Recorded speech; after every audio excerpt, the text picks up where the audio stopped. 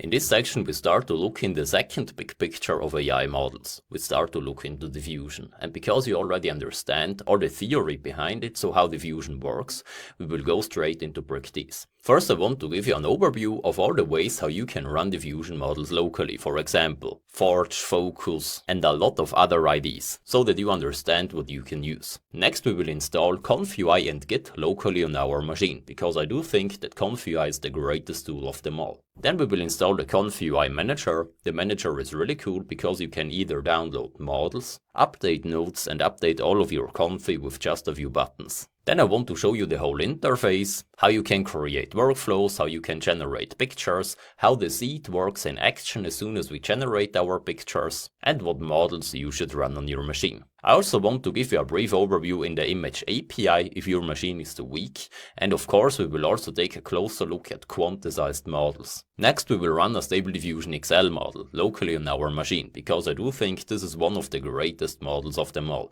because it can run on really low VRAM. Then we need to dive deep into prompt engineering for diffusion models. I want to show you control nets. With control nets you can make pictures in different poses, you can also use depth maps, canny maps and a lot more. I want to show you how LoRa works, so low rank adaptation, and how you can use LoRa's directly from Civit AI. Then I want to give you a brief overview of Flux, and as soon as you understand LoRa and Flux, we will actually train our own Flux LoRa, so that you can generate, for example, AI influencers or pictures from your own face, or we will make an example of a logo. You can create whatever you want. And lastly, a brief overview of OpenArt, because here you can find a lot of workflows, so I see you of course in the next video. In this video I want to give you a brief overview of all the options that you have if you want to run diffusion models locally on your machine. If you are already for a long time into the game, into the AI game, you obviously know Automatic 1111. This was the basic UI in order to run Stable Diffusion on your machine. It has a really nice interface, it looks something like this and it makes it easy to run Stable Diffusion on your machine. But I have to tell you something, Automatic 1111 is no longer maintained like that great. You see, the latest updates, they are 1 year old. So I don't think that Automatic 1111 is the right choice to use right now. But still, it's a valid option if you want to try a little bit. Besides Automatic 1111, we have Stable Diffusion Forge Web UI, and Forge is really great. Forge is basically the next evolution of Automatic 1111, and you can absolutely run this locally. With Forge Web UI you can do everything that works in Automatic 1111, and this thing gets updated a lot more frequently. It has basically the same interface, you can download it, you can run it locally, and it's also a lot faster with the generation than Automatic 1111. So this thing is more efficient than Automatic 1111, sometimes up to 2x. But now also here the bad part.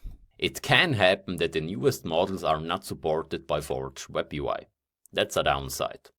Besides Forge Web UI, you have a project that is called Focus. Focus is one of the easiest options if you want to run Stable Diffusion on your local machine really easy. You can simply download it and you will get an interface that looks something like this. This is inspired by Midjourney, so you can absolutely run Focus. You can simply click right here, download it and you get a Gradio interface. And you can use Stable Diffusion locally on your machine and you have similar options than into Midjourney. Here in the background works Stable Diffusion XL, you have also control nets included and a lot more. And you also have a lot of different forks of Focus. So if you press right here, you get for example Ruined Focus, there's also a little bit of Photoshop included, an open source version of that and a lot more. But also Focus has a downside. Focus has the downside that you can only run Stable Diffusion XL. And this is obviously not optimal if you want to do a lot of different things. Besides all of these options, you have one last option. This last option is Swarm UI. And Swarm UI is relatively great, because if you use Swarm UI, you have an interface that looks similar than Automatic 1111. And in Swarm UI, you can run basically everything. And why is this so great? Because in the background of Swarm UI runs actually conf UI. And I do think that ConfUI is the greatest tool of them all. With ConfUI you can run every single diffusion model that you can find in the open source world.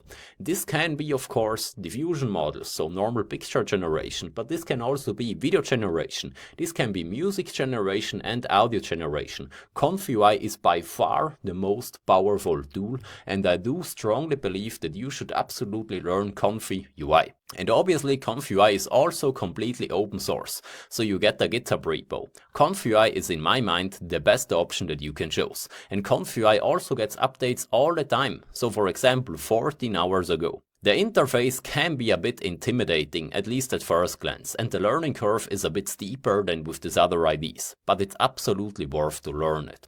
And that's why we focus on ConfUI. All these other UIs, they just built on top of ConfUI, and that's why you need to get to the root and learn ConfUI. So I see you of course in the next video where we install Confi on your machine locally. In this video we will install ConfUI, and it will be really easy. The first thing before we can install ConfUI is to actually install this software here. It's called Git. Git is a version control system, and it basically helps you everything run smoothly. So you simply have to press download for Windows or for Mac or for whatever software you have, simply press on it and then download it on your machine. Simply use the link that is perfect for you. This is a simple one-click installation. You click a few times OK and then it should run. Next you can come to ConfUI, so this web page actually. And here you can also simply press download. If you press on download you can see if you want to download it for Windows, and here you need to have an NVIDIA graphics card, or you can download it for Mac. And if you have a Mac you need the M series chips. If you don't have anything from these two, you need to install it from GitHub. So you can also come to GitHub and use the manual installation. If you actually scroll down, you see that the desktop application works for Windows and Mac, and this is the easiest way. But you can also use the manual installation if you have, for example, other operating systems with different GPUs. Here also AMD, Intel and so on works. So you can absolutely do the manual installation. With this guide right here, if you have for example AMD with Linux, it are simply these commands that you need to run. So also this should be relatively easy. But I would assume that most of the people that are in this course have either a Windows machine with NVIDIA graphics card or a Mac. So you can simply press download for Windows. Then this thing will download it automatically. You can actually come into your downloads, and as soon as this thing is downloaded, you can simply press on it and make the installation. So press install, go on, this is really simple. Sooner or later something like this will appear. I have ConfUI obviously already installed. And if you need updates, ConfUI will actually always tell you. So I do the updates right now, install and restart Confi. It will look something like this. Then it will basically do its updates, and it's absolutely possible that you see a terminal where some code is running. Basically the thing that you see down here in the background for me. This will do all the heavy lifting for you. This will use your GPU in the right way, will do all the GPU offload how it's necessary, and you don't have to worry about Python, PyTorch and everything else. Sooner or later you will be in an interface that looks something like this, and most of the time this will be completely empty for you. And the goal is of course later to run some workflows. And there's also something really important here. You need to have this ConfUI manager. Normally this should be included, but if it's not included, I will show you how you can install this obviously in the next video. So in this video you saw how you can install ConfUI. It's really easy. You come on their webpage, you install it either for Windows or for Mac, and if you have a special graphics card you need to go to GitHub and do the manual installation. I can also upload a tutorial on the manual installation, but I do think this is only necessary for a few people in this course. You can simply follow the instructions from GitHub, and then Confi is installed. But now we need to talk about the ConfUI manager in the next video, because it's not always included. It should be, but it is not always. So let's just install it in the next video. In this video we will install the ConfUI manager. The ConfUI manager will make your life a lot easier inside of ConfUI. If you are right now in your Confi and you have this manager included, you can obviously skip this video. But if you do not have this manager, you should install it. In order to do this, we come on this website, github.com/confui/org ConfUI manager. And then we can simply scroll down. The manager will look something like this as soon as we open it up, and you will find the installation. The first thing that you need to do is, you need to go to ConfUI Custom Nodes. and you need to run this command, and then you need to restart Confi. It is really easy. So the first thing that you need to do is you need to find where ConfiUI is installed. It depends where you have made your folder, of course. Some people make it on their desktop, but some people don't pay attention as soon as they install it. And if you have not paid attention, I will show you where you can find it. You come into your system, most of the time Windows C. Then you come on User, your name. Then it's either right here or in OneDrive. And then you need to come to Documents. And in Documents you will find a folder that is called ConfiUI. And inside of ConfiUI, you already saw it, you need the folder custom_notes. So it's exactly this folder. You can open this up. The next thing that you need to do is to make right click in this folder. And you need to open this in your terminal. And then a terminal should pop up. If you don't want to do this, you can also come here. And then you simply type in CMD. And you send it out. Also here, a terminal will open up, and you see where this terminal points. It points under User Arnold OneDrive Document ConfiUI Custom Notes. You need to be in this folder with this terminal, and what you need to do right here is to run this command. So you simply copy exactly this command, and you insert it in this terminal. Boom. And then you send it out. So simply send it out, then a few lines of code will run. This will take a minute or two. I have already done this, obviously, so I can, of course, delete this code. I will not run this once again, but you need to run this if you don't have this manager. As soon as everything was run through, so as soon as the code is finished, you can simply close this window. You can come back in your ConfiUI, and now you need to restart your Confi. So you can simply close down ConfiUI right here, and then you need to open it up once again. Most likely you have this symbol somewhere on your desktop, so simply double click on it. It will open up once again, and then you should have your ConfiUI manager. Give it a little bit of time. And right now you should have this manager, and you can click on this, and this manager will be really cool to restart Confi, to update Confi, to install stuff from GitHub. You can also manage your models. You have a custom node manager, you can install missing custom nodes, so basically you can do nearly every single thing from this manager. So simply close it, because right now you need to have some workflows. If you run advanced workflows, they will look something like this, but we will obviously not start with advanced workflows. We will start with really easy workflows. So in the next video I will show you where you can find your first workflows, how you can download models, and how you can generate your first pictures. So see you in the next one. In this video I will show you how you can find your first workflow, how you can download your first models, how you can generate your first pictures, and what the seed is doing. So let's just dive straight into it. As soon as you are in Confi, most likely you have nothing included, but you should absolutely have something included. In order to get this thing, you can come on this left side, and if you press right here, the first thing that you should do is to browse templates. And one of the easiest models to use is this image generation model. This is not perfect, this is not really good, but this is a starting point. You can actually press on it, and then ConfiUI, thanks to the ConfiUI manager, also tells you what's missing. You have a model missing. When loading the graph, the following models are not found. This model right here is needed in order to run that workflow. So you can download this model. You simply press download. Then obviously you need to wait until this model is downloaded. And the coolest thing is here, this model will get downloaded and stored automatically in the right folder for you. Right now we live in a world where we don't have to do nothing. As soon as ConfiUI was new, this was a real hustle. You have to find the models on Hugging Face. You have to download the models. You have to throw them in the right folder. Yes, later in the course we will also do that, so that you learn it how to do if nothing pops up. But normally this should simply work. Boom, as soon as this thing is included, you can simply close this, and then the model will be in the right folder. Before I show you where these models get stored, I will show you how all of this is running. The first thing that you can do is to simply press run right here, and then a picture will get generated. The things will actually run through this node, and then the picture appears on the right side. Boom, there is your first picture that you have generated locally on your machine. Now why is this working? Because we have a load checkpoint. This load checkpoint actually does nothing else than loading the diffusion model that you have downloaded. In order to trigger this diffusion model, we have here the clip text encode. This is where you need to type in the prompt. So beautiful scenery nature glass bottle landscape Purple galaxy bottle. This is the prompt that we use in order to generate these pictures. You have something special here in ConfUI. You have also the possibility to use a negative prompt. In the prompting box of the negative prompt, you write the stuff that you don't want to include. For example, text or watermark. If you generate people, you can include, for example, plastic and so on. We will talk about prompting later in more detail. It's just important to understand that we load the diffusion model. And here you see that there's a node that is called clip, and clip comes always into clip on this prompt, on positive and negative prompt.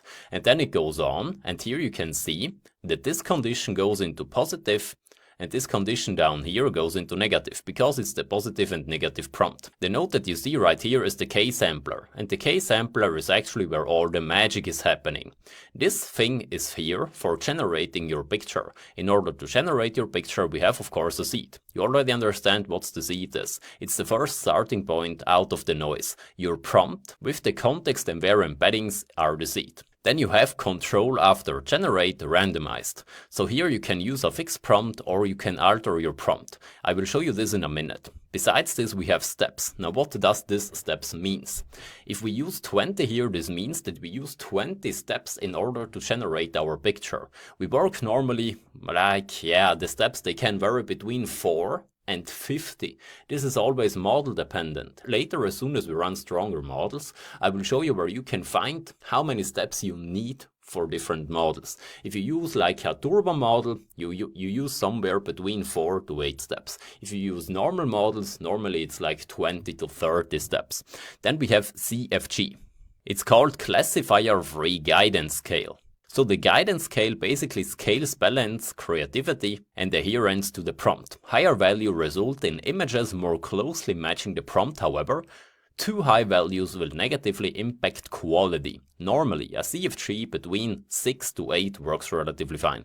If you use a workflow that you find inside of ConfUI, chances are great that they match the settings automatically perfect.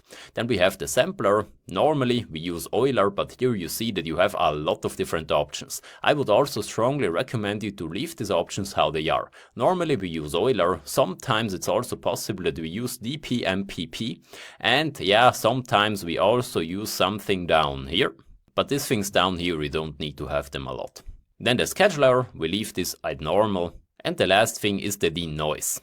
If you go down with the denoising, you get a noisy picture. So if you use here, for example, 0.5, press OK, and we run it, for example, you will see that you get a picture that is really noisy, because we don't render it completely. Boom, it's a complete mess. This is normally just used for like in painting and similar stuff. The denoise, normally we leave the value at 1 and we simply rule with that. And if you press run once again, you will generate another picture once again. And here you see basically that you will always generate a lot of different pictures. This is because you use a different seed. Before we talk about the seed, I want to show you this right here. The empty latent image.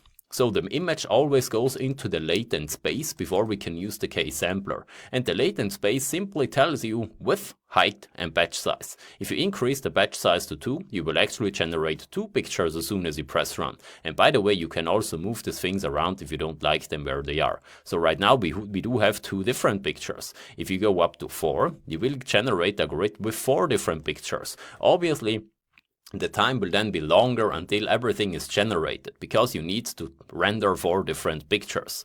And boom, right now you have 4 different pictures here generated.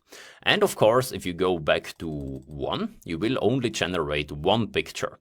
These are the basic simple concepts that work here in ConfUI. Before you can show your image, you always have a VAED code. So first in the prompt you see we encode it, we make this tensor out of these, then we generate the seed. And as soon as the picture is rendered, we need to decode everything in order to get our image. And right now I want to show you what happens if we use a fixed seed. If we go with the seed here at fixed and we press generate, we will get a picture, obviously. Boom, there is our picture. But look what we get if we press run once again. Boom, nothing happens. But actually something is happening. If we come here on Q, you see the pictures that get generated. Maybe you remember it. The same seed with the same prompt equals to the same picture. So here we always have a different seed, and that's why we get different pictures. But if we use the same prompt with the same seed, we always get the same picture. This can be cool if you want to have like more similarity in your generations. If you want to tweak this bottle just a tiny bit, you can actually use a fixed seed and tweak the prompt like a tiny bit. You can type in, for example, green here and run once again, and then you will include a bit more green, and the basic concept of the bottle should be somehow similar. And there you see it. Is there a difference to be seen? This is the original picture, and this is the picture with more green. Yeah, a tiny bit of difference is there. We can argue that there's a little bit more green. We can also include like beautiful glass bottle, purple and white galaxy, for example. We press run once again, and we should once again get a slightly different picture. Boom, there you see it. Right now we see it clearly. We have a lot more white included. This is how you can generate more equal pictures. So if you want to make like really tiny small tweaks, work with the same seed and tweak the prompt just a tiny bit, because same prompt with same seed equals to exactly the same image. But as soon as you start to tweak these things a tiny bit and press run once again, you will get like slight variations. Here you see it once again, nice slight variations. And right now you maybe ask yourself, where does these pictures get stored? You can find them really easy. If you come right here once again, here you have a lot of things that you can do. You can either press new, and if you press new, you have a new empty workflow, and you can come back to this workflow. Then you have also file, so you can open up different files, or save this file, for example. We will talk about this later in more detail, because you can share this workflow also with other people. Then you have edit, so you can undo, redo, clear workflow, clip space, and so on. You can refresh everything. Then you have view. So do you want to have like a different interface here? I like this interface. You can use the different themes. The light mode is of course obviously really bad, so please use the dark mode. Then you see browse templates, you already know this. Then you have all these standard settings where we also do a deep dive later. You have the manage extensions, and this right here is important. You have the help guide. If you come on the help guide, you see ComfyUI issues, docs, and so on. But the most important thing, at least how I see it, is this right here, open folders. You can either open the log files, the model folder, the output folder, the input folder, the custom notes folder, and the extra model paths. So the YAML file. Most likely for right now you only need the output folder. So if you press on these, you will actually find the folder where all the images are stored that you have generated with ComfyUI. If I scroll down right here, you see here are some of the pictures that we have generated right now. So basically here you can find these pictures. And you obviously also think, where do I find these models? Because we have downloaded exactly this model. It's also easy. You come once again right here.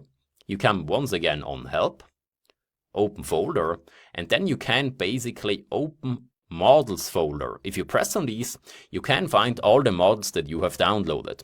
And here you can see this is a load checkpoint. So this model will obviously stored under checkpoints. If you press on checkpoint, you will find exactly this model that we have downloaded right now. By the way, if you wonder yourself why I don't have more models, it's because in this ComfyUI I don't have included any models yet.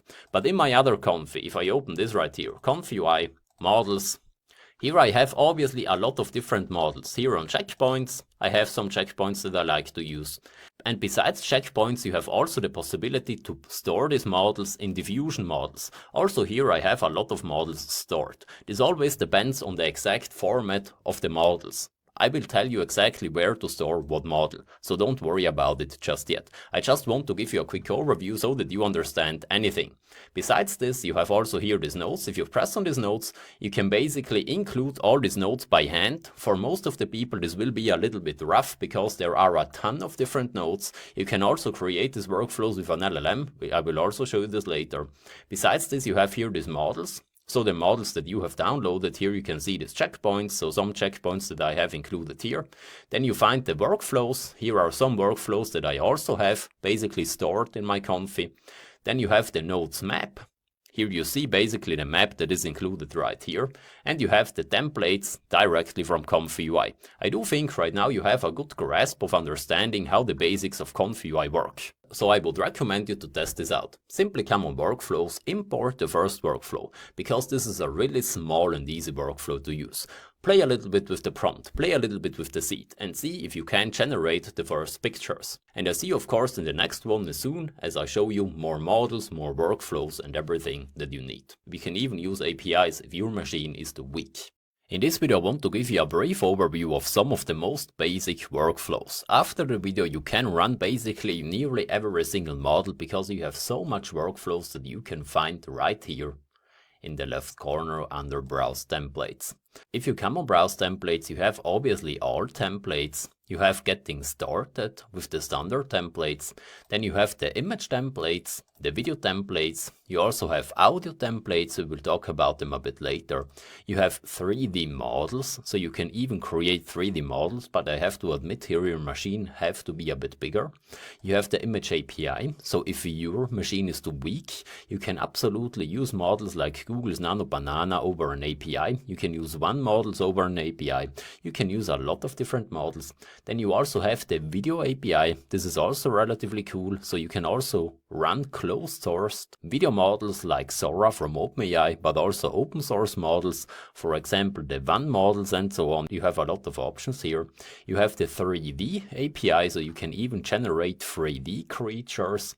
You have the audio API to generate audio, and you also have an LLM API if you want to run vision or something similar. And the basic concept is always the same. You simply press on what you want to search. Let's just say image. And then you search for the workflow that you want to use. If you want to use Qwen image text to image, you simply press on this workflow. And here you see that you have to download 2 different models. But these models are obviously relatively big. Here you see this is 19 gigabytes big. This is also too big for my machine. But don't worry, I will also show you, of course, smaller models, because here you see we use an FP8, but we can also use quantized models. So if your machine can run this, go for it. Simply download it, and then you can use this workflow. These workflows, they are always relatively simple. You will always find also here some instructions how to use it. So if you have to download it yourself manually, you will most of the time get the instruction. So you can download the diffusion model right here under this link. You can download the Qwen image distilled models under this links. You can download the LoRa under this link. We will talk about LoRa in one of the next videos so that you understand everything. Then you can download the text encoder and the VAE. These are always the same things that you see down here. And they always need to go into a specific folder. And here you see in what folder they need to come. They need to come, for example, into ComfUI models, diffusion models. And here you need to throw in the diffusion models that you can download under this link. The same thing is true for LoRa's. You can download the LoRa here and then you put it under ComfUI models LoRa's. Text encoder obviously under text encoders and the VAE obviously under VAE. So this is basically how you can use these workflows. It's really that easy. You can simply come right here, browse templates, search for the template that you want to use. Besides this Qwen image text to image, you have obviously a lot of other models that you can simply try. And like I told you, if your machine is too weak, you can simply either search for smaller models or you can use the API. I want to show you something over the API. If we come on this image API, I want to show you, for example, Google Gemini image. This is the so-called Nano Banana model. Here you have to actually pay. It are 3 cents per 1000 tokens. So this is basically really cheap.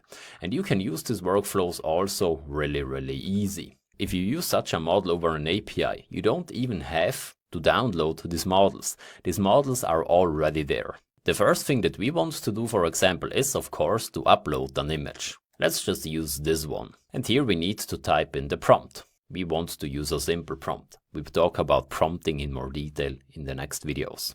The woman is holding a banana. And then we simply press run. And right now we will use the Google Gemini API in order to generate this picture.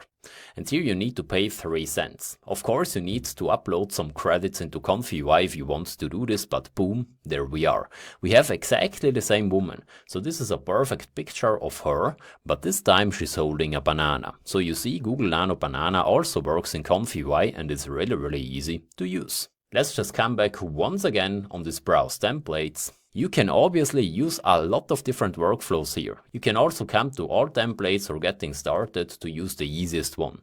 You can use this normal image generation that you already understand. You can use image to image. If you press on these, also here you can upload an image and you can try to transform this image a tiny bit. Now I have to tell you, this model is relatively weak in order to do that.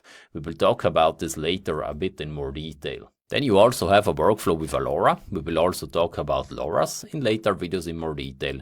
And I do think that you will find really a lot of workflows. We obviously need to focus on the basics over this course, because ComfUI on its own is a gigantic beast.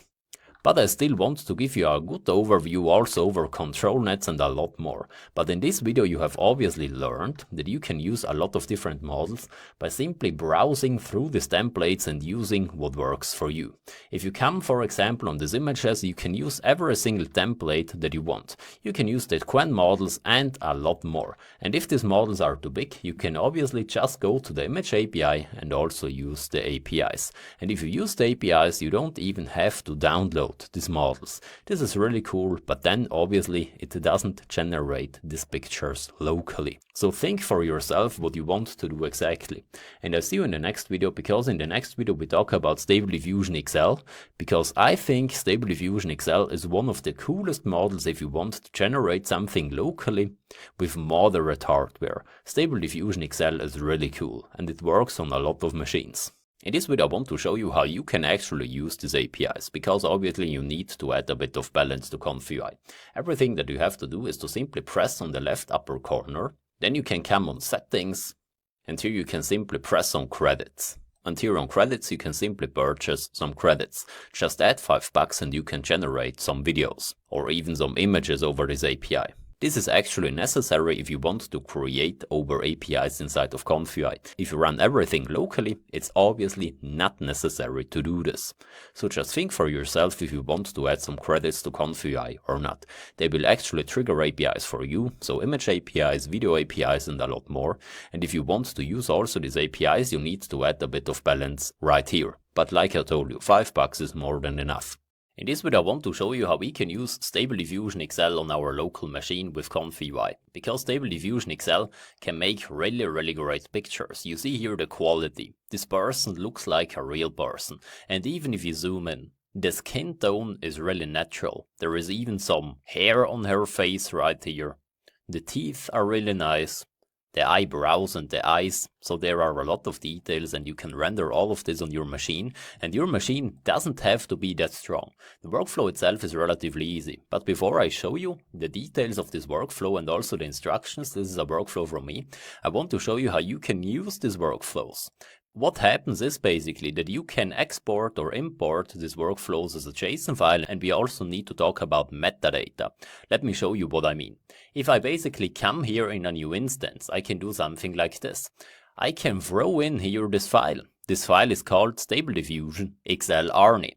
And if I leave this file here, boom, the entire workflow pops up. Now why does this pop up? I want to show you. What we are doing right here is, I simply use the Stable Diffusion XL workflow, and if we double press on it, we get a workflow that looks something like this. This workflow is basically made in JSON. You don't need a terminal and nothing. Here you can basically see everything about this workflow. This right here is the ID. Then you also get here the positions of the different nodes. You see that we use a clip, different conditions, the clip text encode to write your prompts. Here you basically also see the prompt. In this instance is the negative prompt. Then we can scroll down. Here the other clip with condition. This time it's the clip text encode with the positive prompt. And so it goes on. So the core concept is that you store every single information that you need for this workflow in such a JSON file. And you can simply drag and drop this JSON file in your ComfUI and then it should work. So as you see right here, this is the JSON workflow. And if you come in your Confi, let's just make this small, take a new workflow, then you can simply drag and drop it in and boom, every single thing is connected the right way. Because you can save this as JSON. If you basically build a workflow for yourself, what you can do is to press right here, then you come on File, and then you can export this. So if you press Export, you can basically export this, save it on your machine and give it to other people. Or of course you can use the workflows that I give you. And now I want to show you something that is even cooler. If we come back right here, for example, in this workflow where we have made this picture, where it is, there it is. If I press right here and I come on help, I can also come once again on the folder. Then we come in the output folder. And in the output folders are obviously the pictures that we have generated. And this right here is the picture that we have generated. If I come in a new canvas once again, and if I simply drag and drop this picture on this canvas, look what happens. Boom, we also get the workflow. Now why is this? Because we save metadata in these pictures. So this means if you see somewhere a picture that is generated with Conf UI, you can simply drag and drop it inside of your Conf UI and use the workflow. Before I show you how to use this workflow, I want to show you where you can find a lot of workflows and a lot of models. The page is called Civit AI. On Civit AI you find a lot of different workflows, models, LoRa's and a lot more. What you have to do is to simply make an account, then you can come on models, and here you can filter through all the models that people like to use. And basically this is also the checkpoint that I have used in this workflow. It's a checkpoint Excel, basically this Juggernaut Excel. If you press on these, here you can see the model that I have used exactly is this right here, Juggernaut Excel by RunDiffusion, because I do think this is a really nice model. And here you get a lot of pictures, and you can simply download one of these pictures, throw it in your Confi, and then you can download your model. Obviously, you get a lot more information on this web page. You will find every single option that you need to use, and you can also download this model on your local machine and throw it by hand in the right folder. In order to do that, you simply press download here, and you see this model is only 6.6 gigabytes big. This means this works on really low VRAM. That's the cool part of Stable Diffusion XL. It's a really lightweight model, it can run on nearly every single consumer grade hardware, and yeah, it simply works. And here you also find something cool about this version. So the whole Juggernaut dataset and so on is trained by 15,000 images. Here you see the best resolution that you can use. Then you also see the sampler. They recommend you to use DPM++2M SDE. And if you press on show more, they get you all the information that you need. You should use between 30 to 40 steps. I personally like to use 50 because I do think this works even better. Then the CFG scale. They tell you that 3 to 6 works best here. Less is a bit more realistic, and if you go higher, for example until 6, of course your prompt will get respected a lot more. Then the negative prompt, you should start basically with none, but you can also include something. We talk about prompting in the next videos in detail, because here I have a whole prompting masterclass for you. Then the VAE is already baked in, and you can also play with upscalings, denoising and so on a tiny bit. So that's basically nearly everything that you need to know here. If you come on Civit AI and if you come on models, you can download all of these models. And what you can also do is you can come on filter, and here you can filter through the stuff that you want to use. Most of the time you want to use a checkpoint, because we have not talked about LoRa's or control nets yet. So simply filter for checkpoints. Then you can also filter through these formats. Most of the time I like to include every single format. If you want to use gigantic models, obviously you would use GGUF models. We take also a closer look at GGUF models in later videos. And then you see this right here, these base models. You can simply filter through all the models that you like to use. My personal favorites are normally Flux.1 Korea, Flux.1 Context, Stable Diffusion XL 1.0. The Quen model series is great. Some people also like Stable Diffusion 1.5. Stable Diffusion XL Lightning is also a model that I really love. And so you can simply filter through the models that you love. It's really easy. And yeah, basically also this is a model that is not bad. Flux.1 Dev, this is also a model that a lot of people are liking to use. You can also obviously check here how many people are downloading these models. This right here, this is the perfect Pony XL. This is a model that over 1 million people have downloaded, so I do think that this model is great for a lot of people. Then you see these Flux models, also this has a lot of downloads. Obviously also our Juggernaut model has a lot of downloads, nearly 500,000, and that's why I decided to use this model. But simply filter through this web page and search the right model for you. But attention, it can also happen that you find not safe for work stuff on this web page. Just keep this in mind, you can do whatever you want here. What I have done here with this workflow is really simple. I have also made you a small guide how to use all of this.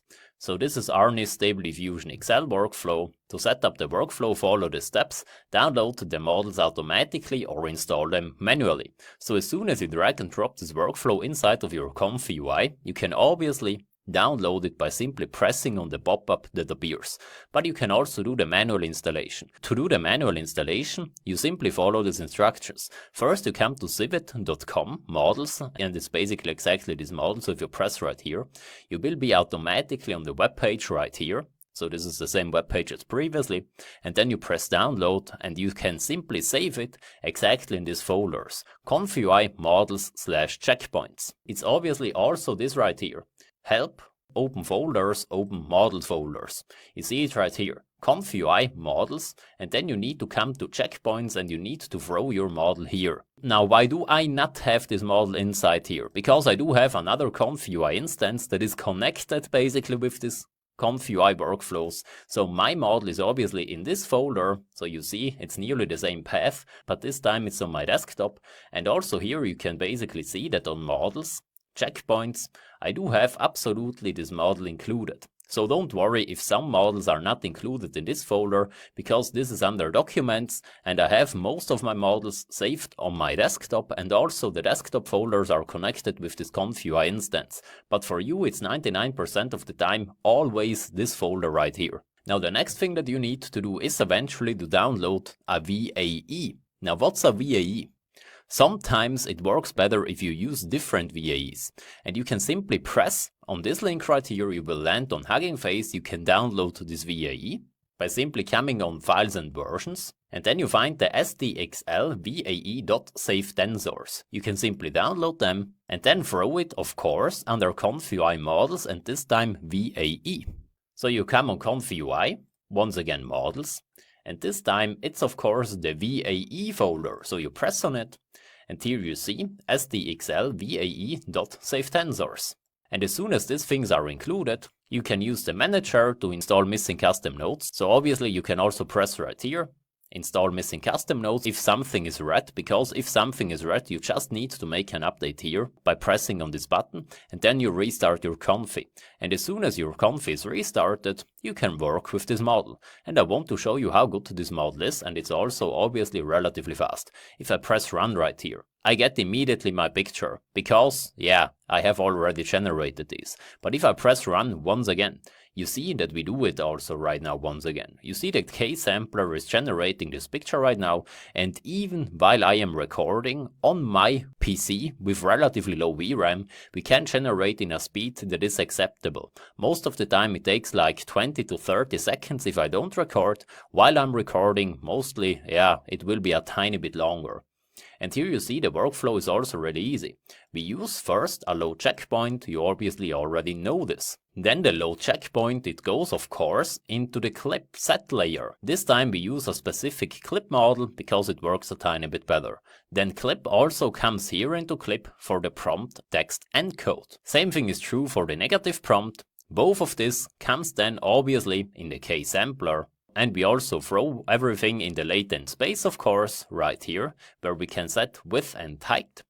And we use the load VAE, because we need to have a special VAE right here. That's basically the only things that are different from our previous workflow. We want to load a VAE, and we also use this clip set last layer. Basically, this workflow would also work if you don't use this VAE, because Civit AI told us that the VAE is already baked in, but I have found out that the workflow works even better if we use a separate VAE, if we use this special VAE. So feel free to play with this workflow. I do think this is one of the greatest workflows that you can use right now, because it works with such low VRAM and it can generate really stunning pictures with a lot of details. You can obviously see it right here. It works just great. And now one last thing.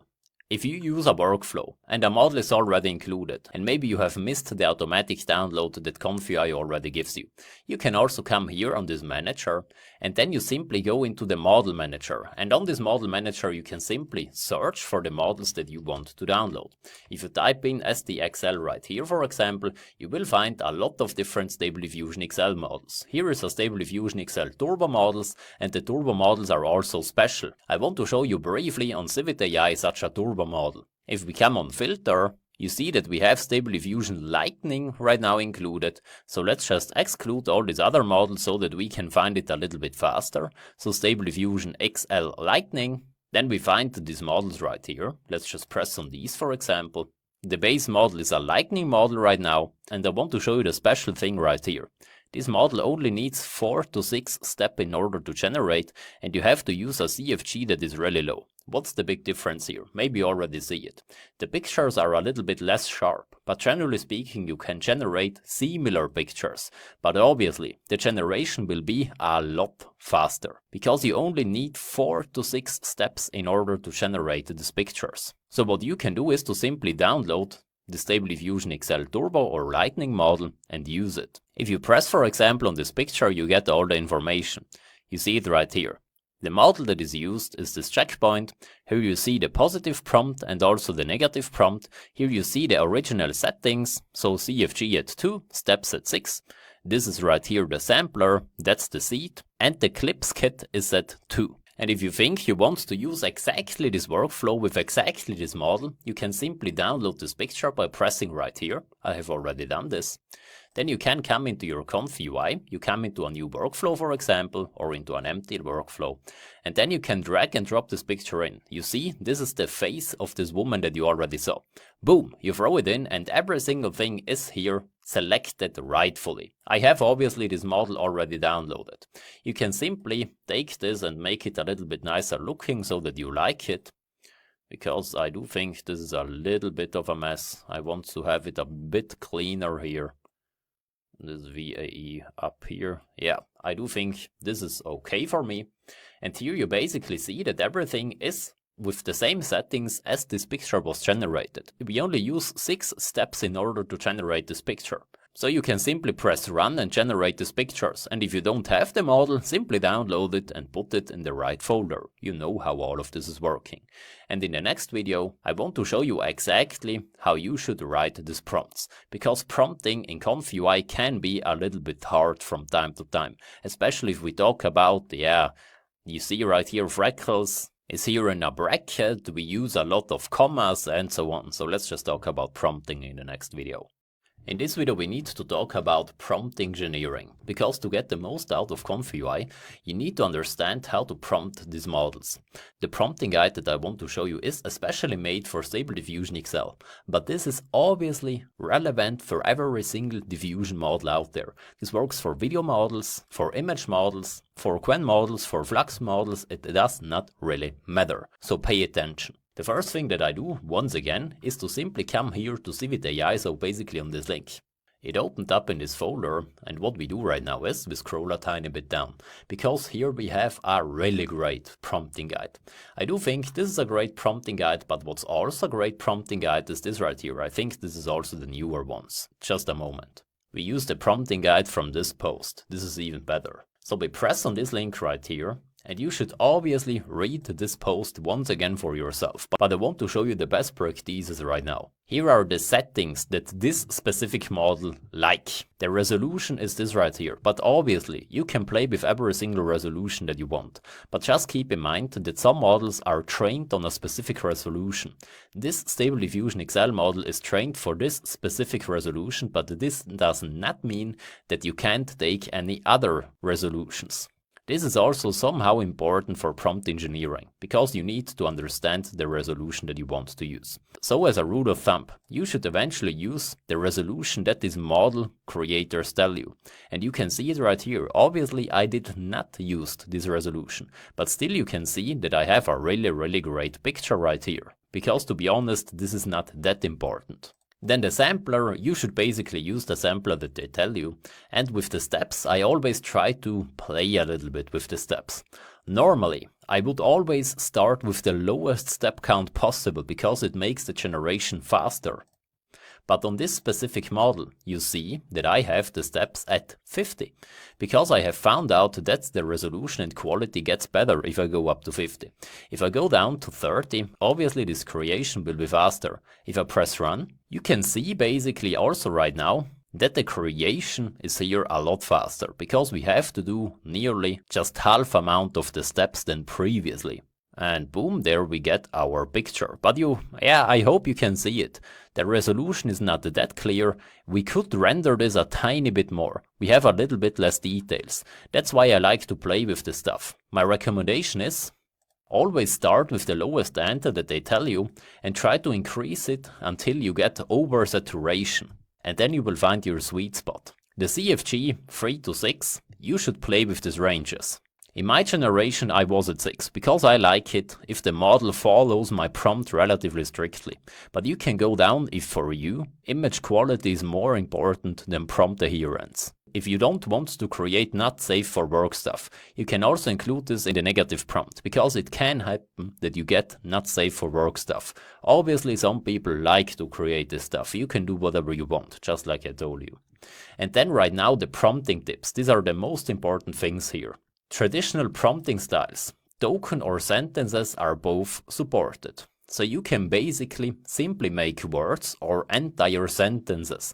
I personally have found out that just the words are more than enough. You can simply use a comma and just type in the words that you want to see. Then the importance of the first sentence. This sets the foundation of the image. This basically means the words that you type at the beginning of your prompt get weighted a lot more than the words that come at the end of the prompt. Keep this in mind. If we type in beautiful lady, the beautiful lady will be in focus. I want to make an example. If I type in here, for example, frog, red, we will get a red frog, obviously, if I press generate. And there we have our red frog. But if I do it vice versa, if I type in red frog, the first sentence will have a little bit more weight. So I would assume that we have either the frog a little bit bigger so that more red is included. Maybe we don't have like anything white right here. Let's just see how this is working. And we should eventually test this with a fixed seed so that you can see it. I make this generation and then I change it once again. And here you see it. I don't think that we have to argue. Red is right now more included in this picture. Obviously, if you just use two words, both of these words will have a lot of weight. But as soon as you start to use longer sentences, the stuff that is at the beginning will have a lot more weight than the stuff that is at the end or in the middle ground. So start with the things that you want to have most of. Then, use of weights. Apply weights sparingly to primary subjects if your application supports it. What do they mean by weights? You can simply add brackets. If you throw something in a bracket, you can up or down the weight. If I type in, for example, frog, comma, red, and if I throw it into bracket, it will get a little bit more weight. If I want to play exactly with these weights, I can do something like this. So this would be twice amount the weight for red. I can also try to use two brackets to increase the weight even a little bit more. The stuff that is in brackets will get more weight. You can also play with this bracket right here, if you want to include other words. So basically as soon as you see something in brackets, it will have a little bit more weight. So just make your generation, and if you think that a specific thing in a prompt should have a little bit more weight, you can simply try to throw a bracket around this word. This is just a simple explanation. Obviously we could go into more detail. Then the next thing, this is really important, the prompt size. Try to not exceed 75 tokens. You already understand what tokens are, but we need to go on the same page once again. If we come on this OpenAI tokenizer and we press show example, you see that these are 53 tokens. So let's just make this a bit bigger. These are right now 72 tokens, and right now we are at 75 tokens. This basically means that you should not use more than roughly 350 characters. I would assume that these are like roughly 50 words. So don't try to use more than 50 words in your prompt. If you use more, your prompt will be too blurry. It will not get loaded properly. You should obviously use trigger words, more on trigger words in a moment. You can also use borrow style tokens if you want to create something that is not safe for works. And common triggers, so these are basically the tokens. These common triggers are specific skin textures, specific photographs, high resolution cinematics, bad hands or bad eyes. These two things comes obviously in the negative prompt, and the rest is of course in the positive prompt. Right now we need to talk about the whole concept of a prompt. So first of all, you should include a subject. This could be, for example, a woman, a warrior, a fox, a spaceship or a garden. You should also include an action. It could be a woman that is running, or a fox that is sitting. You can also include environments. For example, a fox is sitting in the forest. You can also include objects, like chair. A fox is sitting in a chair that stands in the forest. You can include different colors, like vibrant red, golden light, and so on. You can use different styles, cinematic, anime style, photorealism. You can use different mood or atmospheres. It could be dark or cheerful. You can use different lightnings, for example the golden hour or REM light, and you can use different perspectives and textures. Just take a closer look at this prompting guide yourself, because obviously you can include a lot. Time periods, cultural elements, emotions, mediums, clothing, and eventually also text.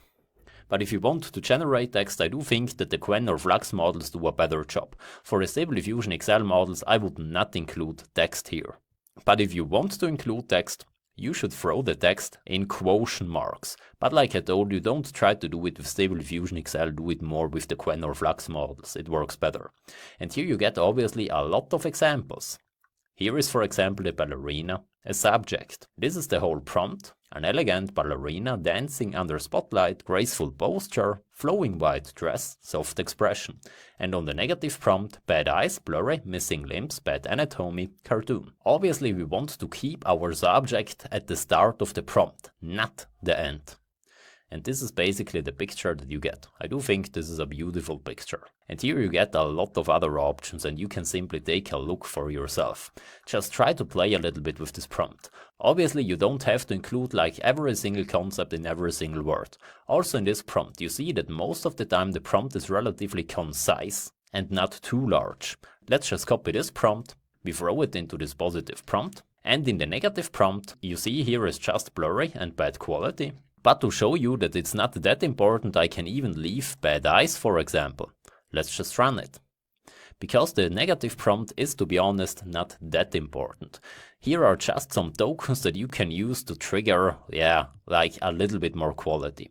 Always start with a good positive prompt. You don't have to use a negative prompt. If you use a negative prompt, use some words that you don't want to include. And boom, right now you see that we have also a perfect image, and even if you use another resolution that this model provider tells us, I do think that the generation worked out great. And like I told you, here are endless amount of examples and you should simply take a look at it. You will get a lot of inspiration. Always come back to this prompting guide from time to time and see if you can generate something that you really like or love. Here you see that also, text can work, but it don't have to work. You see also here, even in this cherry-picked example, they have a tiny failure in this text. I love Flux more if you want to generate text or the Qwen models, but you can try it, obviously. So always take a look at this prompting guide. And here comes also something cool. If you want to have a special trick here, you can simply do the following thing. You can copy all of this with also this example, so copy. You can come into an LLM, for example ChatGPT, but obviously you can also use your local LLMs. And you tell here something like this. I need to generate prompts for Stable Diffusion in a style like that. Your role is to help me. Then you send it out, and now you can simply talk with your favorite LLM in order to generate these prompts. This will be really, really nice. Let's just make an example. I want to have a frog in the wood. Now you get a whole table to see what you can include, and you get even here a perfect prompt. So you can simply copy this prompt, you can throw it in your positive prompt. If you want to, you can also use the negative prompt, throw it into the negative prompt, press generate, and you will get once again a really cool generation. Obviously, you could increase the step count to get even more awesome pictures, maybe back to 40 or even 50, and you will get really great pictures. What you can also do is to make a rec application in anything LLM or in similar things. But I do think that this works really, really great. If you use an LLM in order to create prompts for a diffusion model, you get really great results. Just compare this frog with the frog that we have generated previously. This is obviously not that detailed. Also this prompt or this frog is not that great. It's okay, but it's not great. And if you see this frog right here, we have all the details. We have the frog really like in focus. The background is a little bit blurred. So this is a really great picture. So the last tip is of course to use an LLM in order to create prompts for a diffusion model. Long story short, you have basically learned that you should follow these instructions somehow closely, but you can play. And for the prompting tips, include some or most of these examples. Don't go over 75 tokens and try to use weights if you want to. If you want to give the rock, for example, more weight, you can obviously just throw the rock into brackets and now the rock will get a little bit more weight. Let's just make one example. This stone should have a little bit more weight.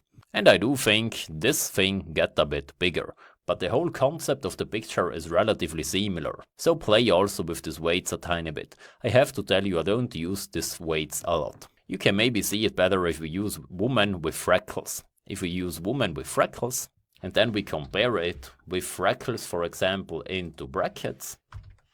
Let's just wait. This is our normal picture, and if we create once again, we should get basically a bit more freckles, at least I hope so. These weights, they don't work out every time. But here you see that it worked.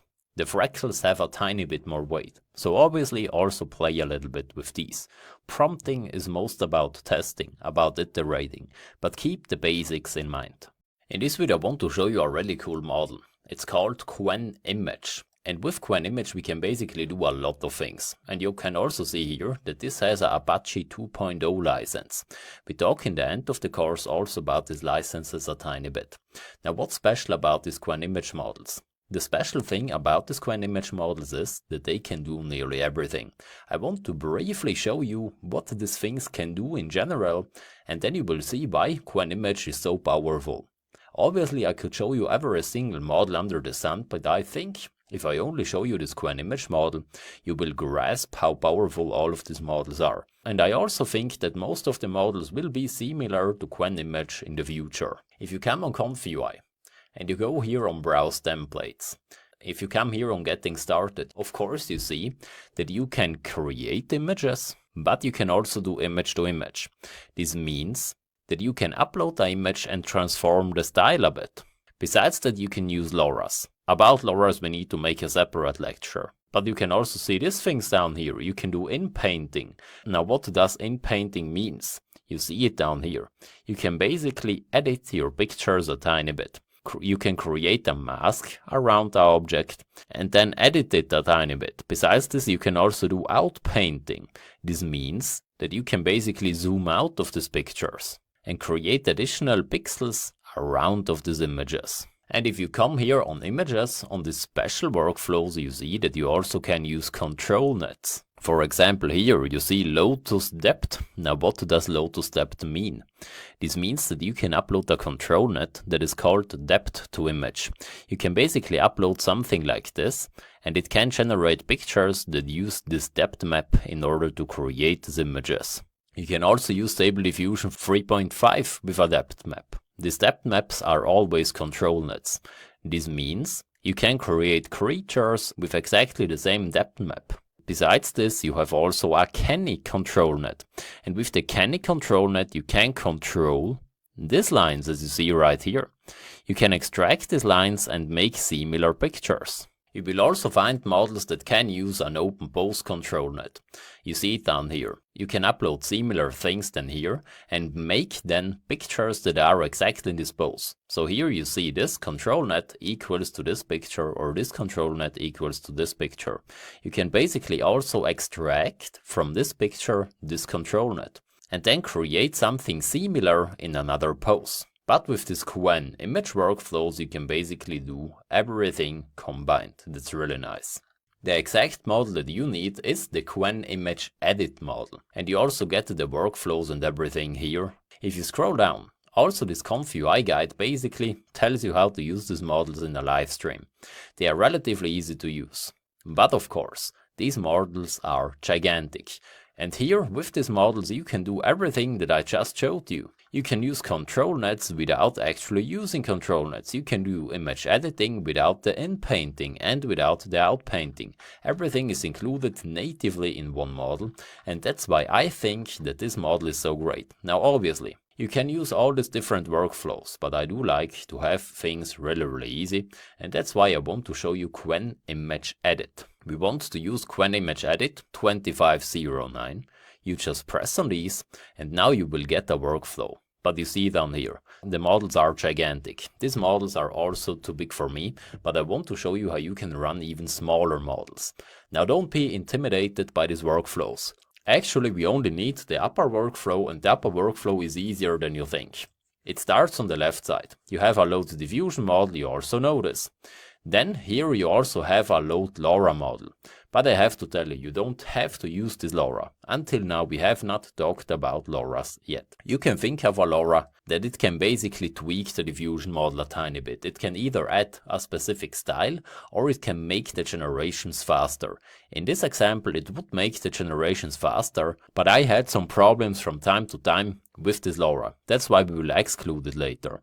Then we have our load clip model, the load VAE. Then we come basically into the positive prompt and into the negative prompt. Now down here it gets interesting because we can upload up to 3 different pictures, and if you see here something in lila, you can simply press right here and remove the bypass so that you can upload 2 pictures, basically to combine 2 pictures, and if you don't want to combine 2 pictures, you can simply press bypass once again and then you should only be able to upload 1 picture. So this is perfect for image editing.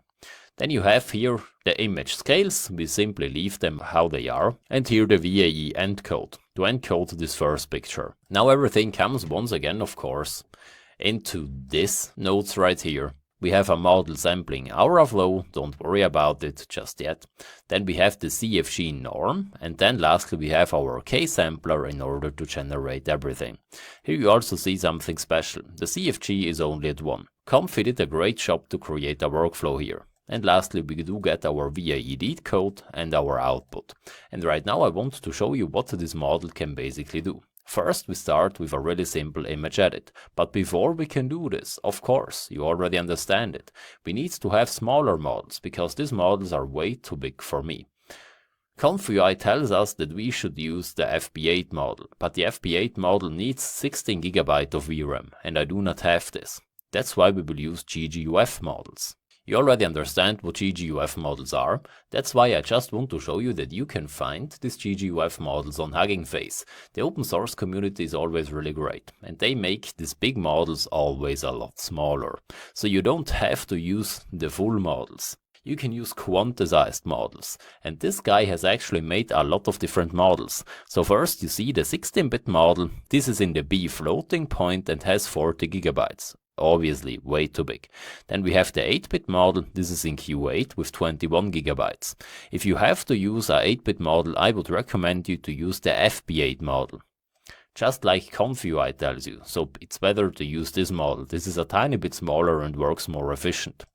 What I am interested in are the smaller models, for example a 5-bit, a 4-bit or even a 3 and 2-bit model. You see here the size of these models. A Q2 has only 7 GB, a Q3 has roughly 10 GB, and the Q4 has roughly 13 GB in size. I have, as you know, only 8 GB of VRAM, but I do think that I am able to run a Q4 model. So everything that you have to do is to press on one of these models, for example this here, and then you can download this model obviously by simply pressing download here, and then you need to put it into the right folder. So you see it also here, it needs to go into ComfyUI, Models, Diffusion Models. I have already done this. If I come into ComfyUI, Models, Diffusion Models, you can see that I actually have 3 different Qwen models here. I have the Q2, I have the Q4, and I have the Q3. But now something interesting. You see right here the load diffusion model. If I press on these, I can actually not use my Qwen models. Now why is this? Because these models are obviously GGUF models, and that's why we need to use a new loader. And what we want to have right now is a GGUF loader. And in order to get this, you can either do right click right here and then you can press on add nodes and you can search for the GGUF loader right here. But for some people this is a bit intimidating. But yes, you can obviously find it by pressing on the right things right here, but what I like to do is to come on nodes, and here we can search through these nodes. If you simply type in GGUF, you will find the GGUF loader. It's basically this thing right here, unit loader GGUF. You can simply drag and drop it in here, boom. Then you have your unit loader GGUF, and here you can see that you can obviously use the Qwen models. I will run with a Qwen image edit Q4 model here. And what you need to do right now is to put this thing aside. You can delete it or simply bypass it. You can do whatever you want. I just want to press bypass. And what we do right now is, obviously, we take this thing and put it here on models. Boom. Right now, it's in the place of the other diffusion model. So we have our small model running right now, a model that also runs on my tiny machine. It is of course exactly this LoRa, Qwen image Lightning 4-step safe tensors. I just want to run it once with this LoRa and then without it. Let's just see if this is working. What we can do right now is, of course, to upload an image and then we can edit it. But we can also do control nets and a lot more. I just want to make one example. I need to search a picture. We use her. Once again, replace what we want to replace.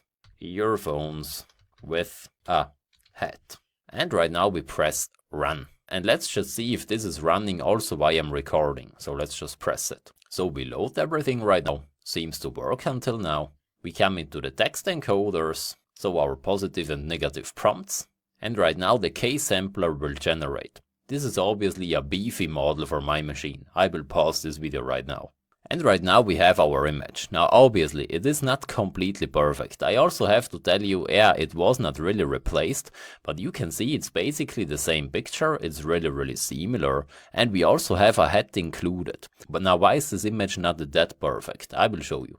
We only use 4 steps to generate. So we only generate this picture with 4 steps. If we don't use this LoRa, so this is a LoRa that makes the generation a lot faster.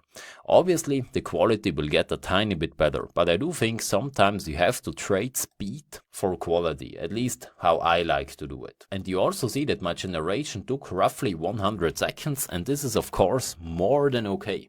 You need to think about this. We have here a model that runs on 8 GB of VRAM, and it is 12 GB big, and in only 100 seconds we are able to generate this picture.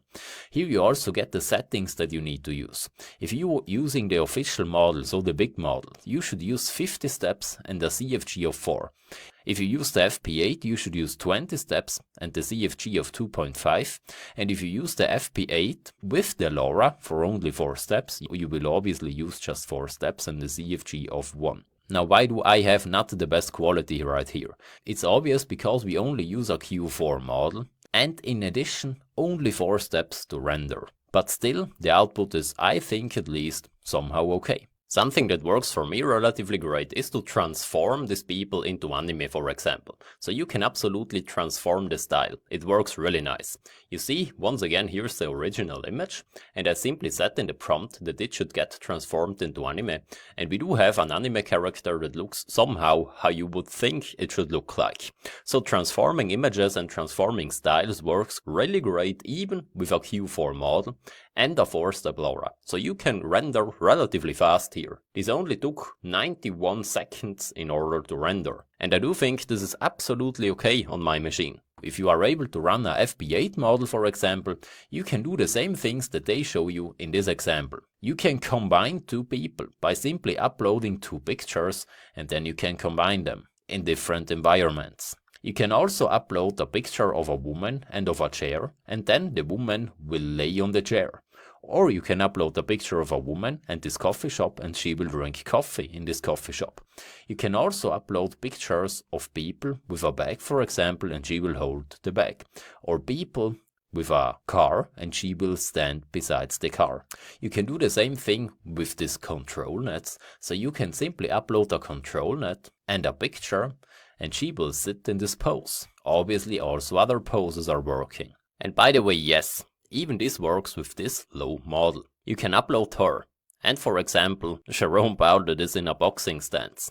And you could write the woman from picture 1 is standing in the boxing stance of picture 2 in anime style. And you will actually get it. Obviously the quality is not completely perfect, but you are able to generate also this with control nets. And you don't have to worry if you should use like open pose or depth to image or whatever. The model will extract the control net automatically for you. Obviously you can also upload control net depth maps or open pose maps, but it can also extract first of all the control net, create the picture in the style that you are asking for, and then render the picture. But of course, if we use a Q4, with only 4 steps, the quality will not be completely perfect. But still, I do think this is really impressive. If you are able to run a big model, you can create whatever you want. This is open source Nano Banana on your machine, locally, uncensored. You can also combine 2 people with an environment to get this thing out. Or a person with a dress and a control net to get this out. If you basically come on Qwen directly, you can come into this Qwen chat. And here you can generate pictures by pressing on picture generation. And here you can give this a shot. If I press on these right here, I can try to use this control net and generate a picture with it. Let's just take a look. And the picture is perfect. You see the pose of this boy is exactly executed. And by the way, this is a German prompt. And the things that are included in this prompt are exactly on this picture. I said here basically that we want to have a picture with the same pose as in this picture. And in the picture I want to have a kid that is standing beside a subway. He has a cap, a shirt and jeans, and a train is driving by. So you see everything works perfectly. Let's just actually give this a shot. This woman should wear these clothes. And she should stand or sit in this pose. You can simply test this out at Qwen.chat completely for free. This is of course right now running in the cloud, but you can do exactly the same thing also in ComfUI if your model is strong enough. If you can use the FP8 model or even the full model, so the official one, you will get the same quality as I am getting right now in this chat. But because my PC is a bit too small and I have to work with these really small images, I have my problems here. But still we will run one additional generation in a minute. And here you can basically see that everything got combined. She is wearing this and sitting like that. And there we have it. Of course, there are a lot more examples. I can link these examples. You should take a look. You can do really great stuff and you can be really creative. You can even restore old images. You can upload this thing right here and restore it a tiny bit. There are countless examples on this webpage and you should absolutely give this a shot, because you can generate nearly every single thing that you can think of with one single model. You don't have to use like special workflows for control nets and so on. Everything that you have to do is to upload, for example, a depth map and then describe what you want to see, or upload a canny map and describe what you want to see. You can really generate a lot of interesting stuff here. Also, the sketch control net seems to work really great. And even ComfUI has a lot of great examples. This cat gets replaced with this dog. Here we have a combination. Yeah, this is really impressive, to be honest. If you are able to run the bigger models, you can do impressive stuff. Basically, she is wearing all of these clothes and it gets executed nearly perfect. Yeah, the shoes not, but the rest seems to be fine. Here an example with a control net. Here an example with combining 3 different images. This guy is laying on this couch while this dog is laying on the floor. Seems to work. We want to make once again a small test, and this time we want to combine 2 images. Like I told you, in order to do that, you simply press right here, 3 dots, remove bypass. Right now we upload the second image. Let's just see. We want to have these 2 women, and they are, where are these women? These 2 women are standing in a, let's just see, coffee shop, and run. And indeed we have these 2 women that are standing in a coffee shop.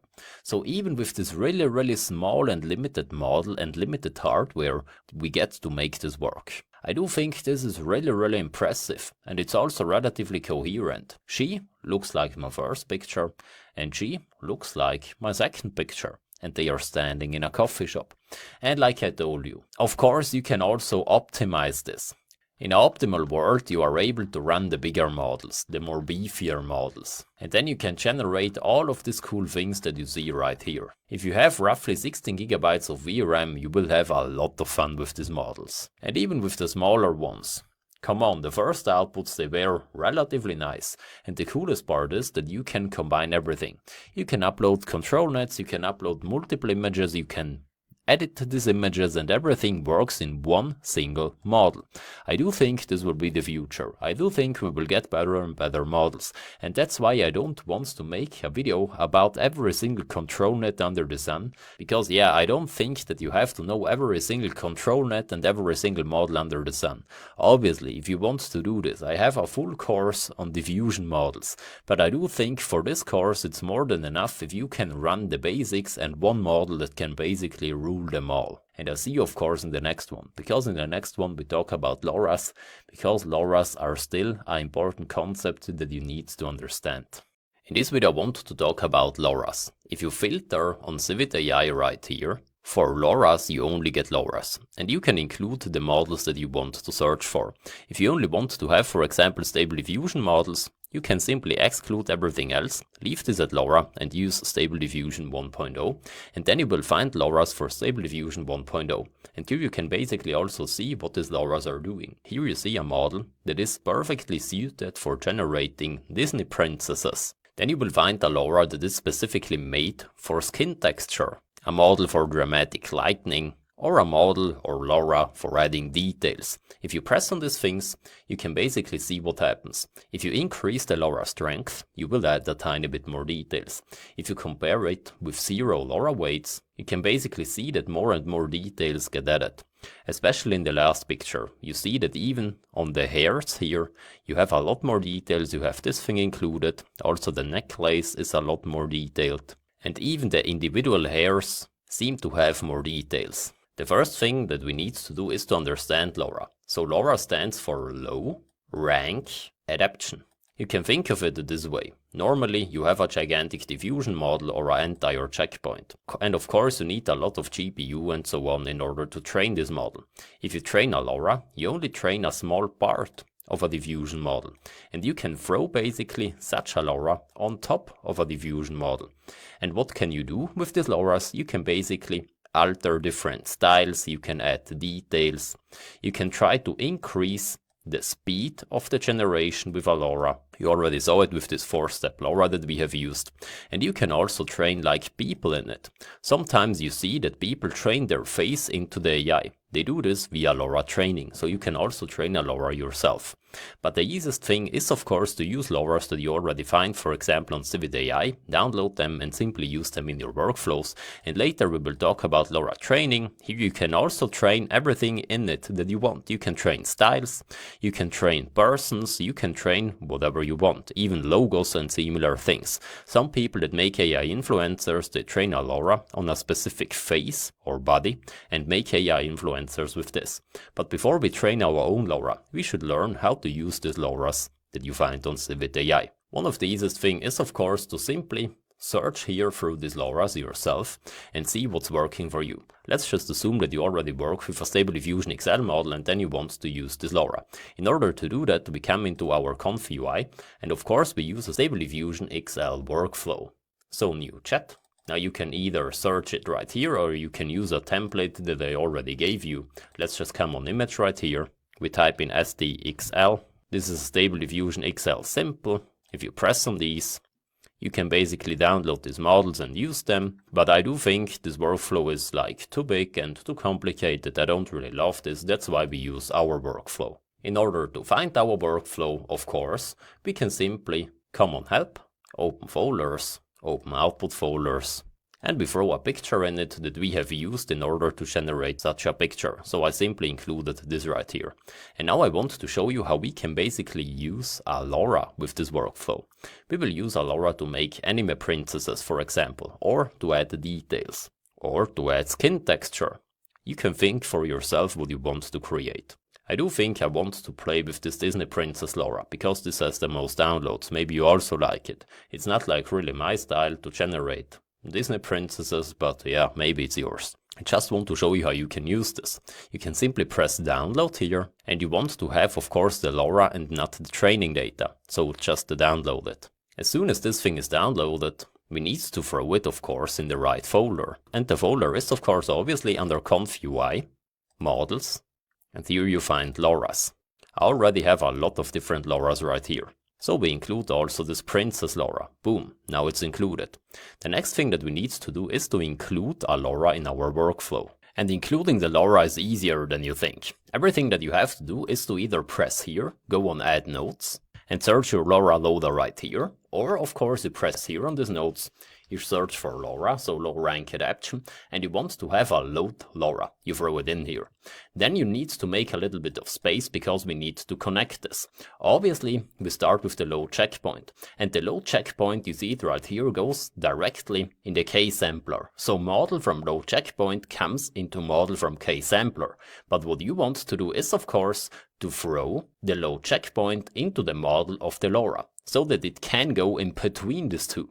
And then of course the output here will go of course once again in this output. Boom. This is the first step. And now you see that we have clip. And basically this clip goes into this clip set layer, and the clip set layer goes obviously into the clip text encode of the positive prompt and of the negative prompt. So of course what you can do is to simply connect clip to clip right here, boom, and then clip to clip down here, and boom. And what we're doing right now is, we load of course our checkpoint, now we throw everything into our LoRa, and then we throw it into this clip encode with the positive and negative prompt through this node, and we go directly into the model. So we put this LoRa on top of this diffusion model. You can also make it a bit simpler, just like with this workflow. Here you only have a load checkpoint, it goes directly into the LoRa. Then the LoRa goes into the positive and negative prompt, as you can see right here. And then the last thing is of course that the model needs to come into the model of K-sampler, just like we did here. But this time we also have connected this node right here. So there's tiny differences, you can work however you want. I would recommend you basically to use this workflow because I think this workflow works relatively great. Then the next thing is of course that you have to use the right LoRa. Here I do have a Flux LoRa included, but we want to use this time of course the Princess LoRa. If the Princess LoRa is not there yet, you need to reload your conf UI. Because for me it's not there yet, so let's just reload conf. In order to do that you can press R, then everything is updated, boom. Now you can press on it once again, and now you see your Princess LoRa. And now we can basically use this. And if you want to use such a LoRa, I would obviously recommend you to see how you should use these LoRa's directly from the description. Here they tell you everything that you need to have. Here you get, for example, the bonus characters. They give you as the quick tip that you should use the direct name that you want to include. For example, Anna, Ariel, Aurora, so this seems to be the names of the persons that are trained into this LoRa. And then more characters in V2. I do think we have V2 included. These are this character here. And then you also get a LoRa scale. Optimal LoRa scale range between 0.6 to 0.7. If you want to do close-up generation, you should go between 0.3 and 0.5. This is the LoRa weight that you need to include. And as the base models, they recommend you to use a Dream Sharper. Now we do not have a Dream Sharper right now included. If you want to do it optimally, of course, you should eventually do this. But what I want to do is to simply work with my base model just to see if this is working or not. So the first thing that we do is of course to using a prompt that is including some of these names. Because I don't really know these names, I want to press on this right here and I want to see the prompt. Thematic film off, so I do think this should be Elsa. Then we press show more. So we simply copy all of this prompt, then also the negative prompt, so copy, we come in our conf, then in the positive prompt we throw in exactly this prompt, boom.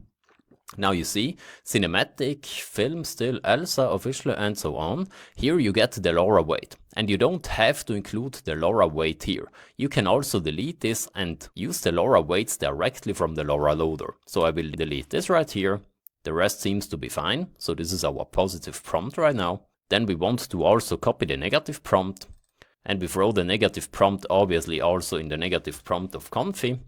The last thing that we can eventually make better is of course to use, let's just see, another base model.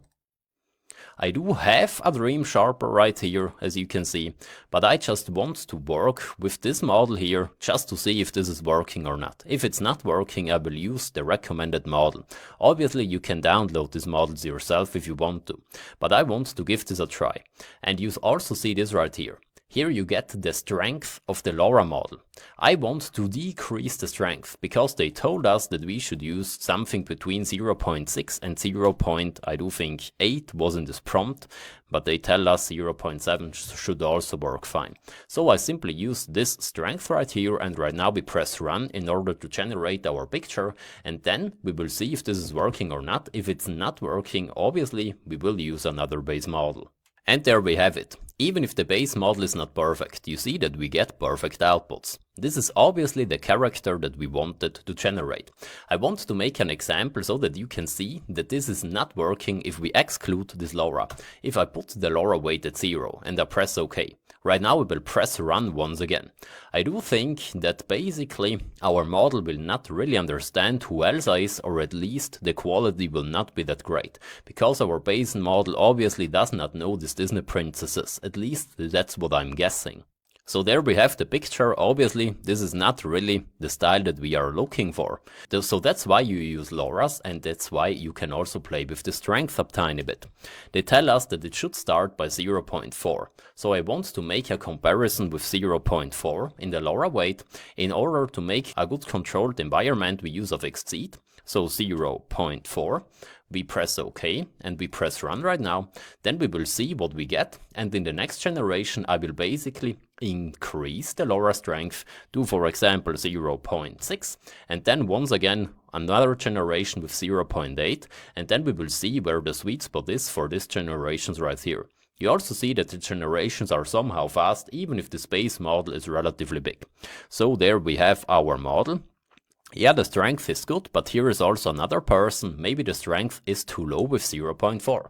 That's why I use right now, like I told you, 0.6 as the strength. So okay, we press run right now once again.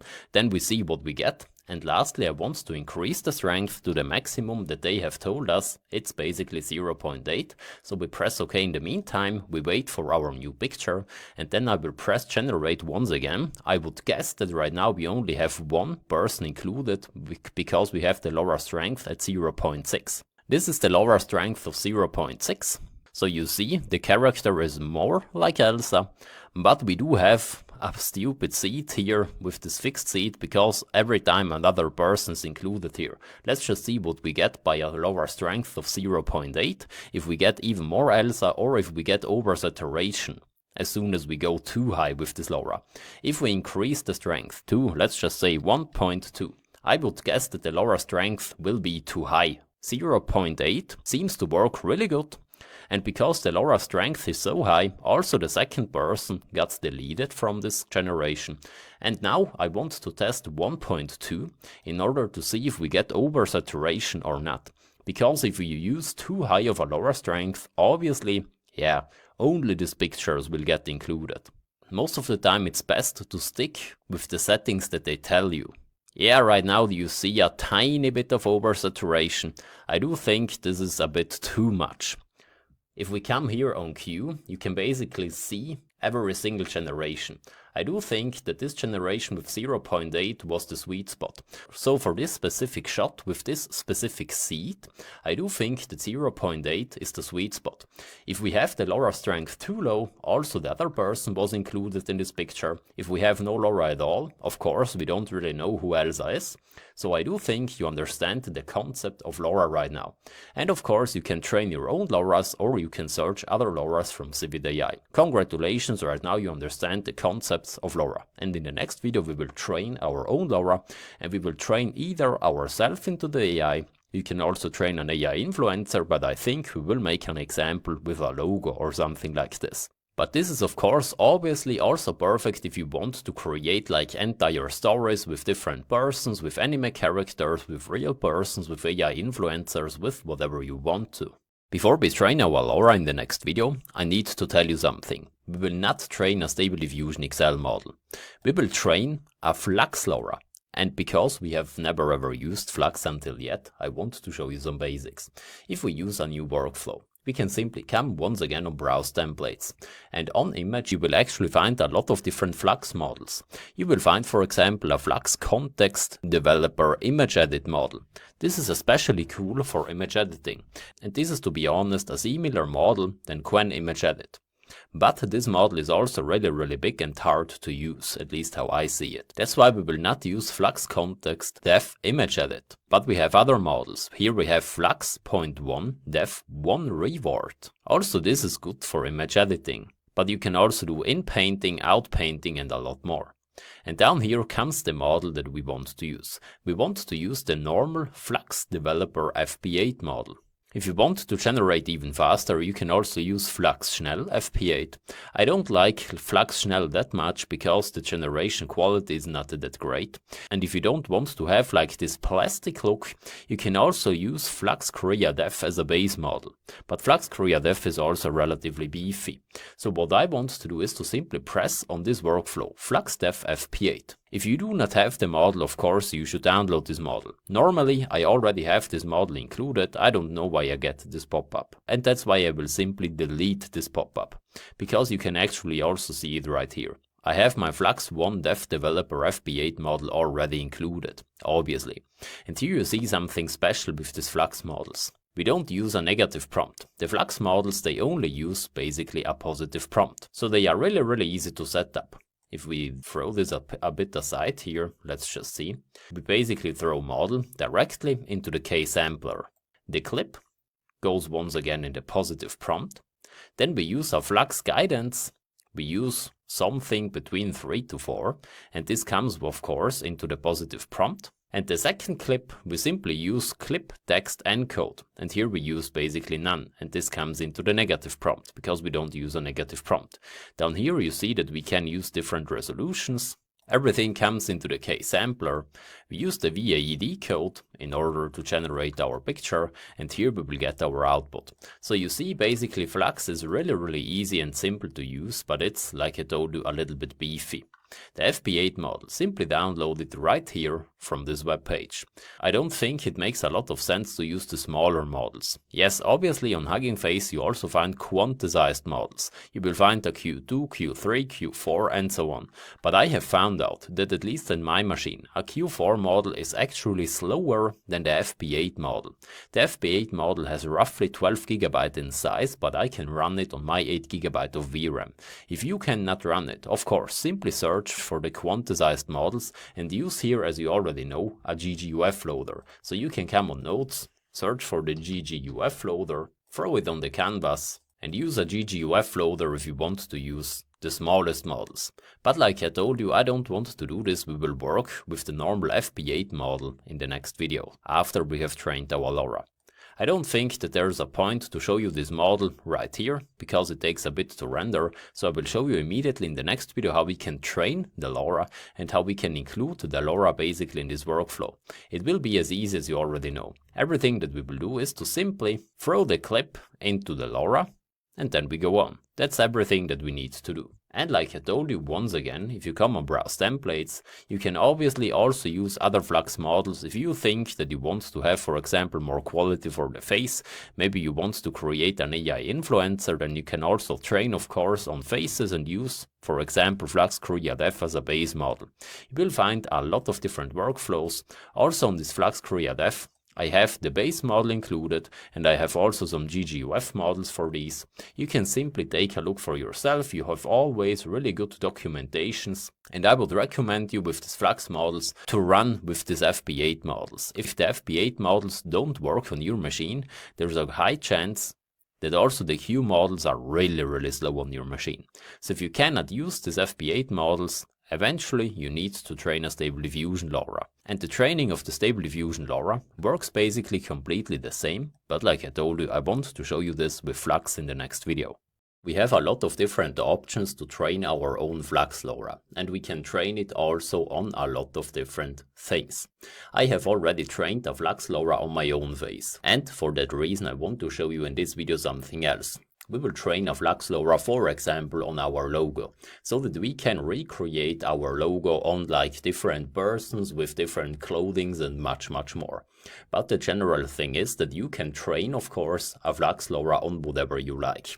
On specific styles, on specific animals, on specific faces. You can even train it to make your own AI influencer, so you can really make whatever you want, and you also have a lot of options to do this.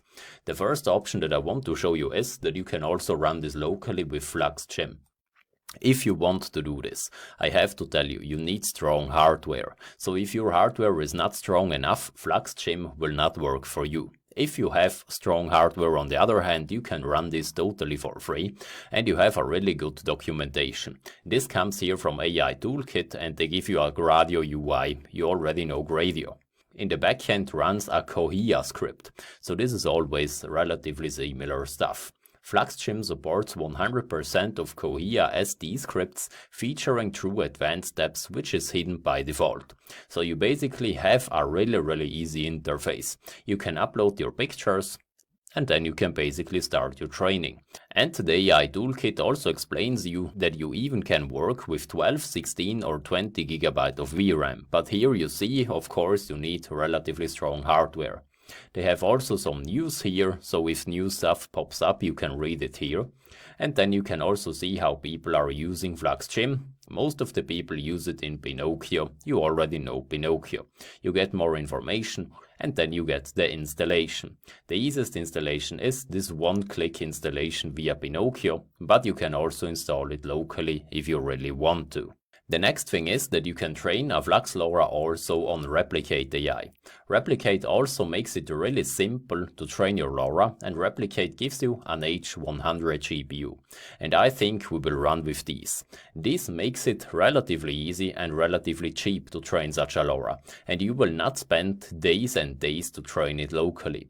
I value time, that's why we will use something from the cloud where we can use an H100. And the last thing that I want to show you is of course also Fall AI. Fall AI is the simplest from all of this. Maybe it's also the cheapest, but I want to run with this trainer right here because this is a bit more complex to use. If you want to run it in Fall is the easiest by far. You just need to make an account, so you simply press sign up here. I think if you want to train a LoRa, you need to pay like roughly $2 here. And everything that you have to do is the same thing that we do also in Replicate, but it's easier. You just need to have roughly 5 pictures in a zip file. You type in your trigger word, then you want to include if you train on a style or on something else, and then you press start, and that's basically it. You can download your files. It's really that easy. So for that instance, let's recap once again. You can do it locally with this GitHub space. You can do it on Fall AI, and this is probably the cheapest and also the fastest. But I want to show you also the more complex thing here, but you can do it always completely the same. We use this Flux LoRa trainer from Austria's on replicate.ai. So we can simply copy these and we press get started. We need to make an account if we don't have an account. I have already an account. So what I will do is to simply press sign in. Sign in with GitHub, with Google or whatever you like. I have here on my billing account $5 remaining, and I think $5 will be enough. But we will see, and if not, I'm not bothered to pay here a little bit more. And if you do it here, you can do it for as little as $2. But I think these pricings will change. That's why I want to show you the most complicated training so that you can do every single training that you want. And like I said, you can also do it locally for free if your hardware is strong enough. Then what we do is, of course, we go back into our Flux LoRa training. It is here. Here you see the train, the README and the version, and it costs us roughly this per second. And if you open this up, you get here some more pricing information. And here you also get some information how you can do it. But it's really that easy. You scroll down, then you press here on select a model. I want to create a new model even if I already have some Flux models here. Then we need to give this model a name. And we should press if it should be public or private. But before I can start to train my LoRa, of course, I need a training dataset. If I want to train on my face, I could use something like this. This is the training set of my last Flux LoRa. I have simply put it in here 12 different images, and I have named them photo of a Scott Porter man, And that's basically it, and I have put this into a zip file. That's it, but right now we want to create a new Flux LoRa. Just look at the dataset that I have used here, so these were not the best pictures, but the pictures are okay. And with this dataset I was able to create this picture, so my Flux LoRa, you see, it works really good. That's why I don't want to create once again a Flux LoRa on my face, because like I have already a few LoRas that create my face relatively accurate and relatively good. So let's just train a Flux LoRa on, for example, a logo. And for that reason we need to create a logo, because I do not have a logo. So my first step is of course to create a logo. I have simply used here the Flux Developer FP8 model to create a logo with this simple prompt. I wanted to have an AI chip that is called AI with Arnie, and we assume right now that this would be my logo, for example. So we would simply download this AI with Arnie. I think this is a great logo, so we simply use this. Into my conf UI, outputs, I find my logo. And I think I should exclude the background and then throw it, for example, on a hoodie to train my LoRa. In Adobe Express I can remove my background stunningly easy, but we can also do it in Focus or wherever you want. I just want to download my logo right now. I think this works fine, AI with Arnie. So I have this right now in my downloads. Then I go into a web page like FreePic, and in FreePic I can design my hoodie, for example. So let's just throw this in here. And now I can put it on different places. Let's just put it here, AI with Arnie, and I can also edit the element and make this bigger and smaller so that this fits like somehow nice on my hoodie. This works really that well, so maybe AI with Arnie here, and maybe I want to delete this thing here. I just want to have a nice little logo here on my hoodie. And of course, if you want to do this in FreePic, I am not entirely sure if you are allowed to use these things commercially for free. Maybe you need to have a stronger plan if you want to do this in order to sell your stuff. So save changes. This is, for example, now the thing. Then this right here, I want to remove this.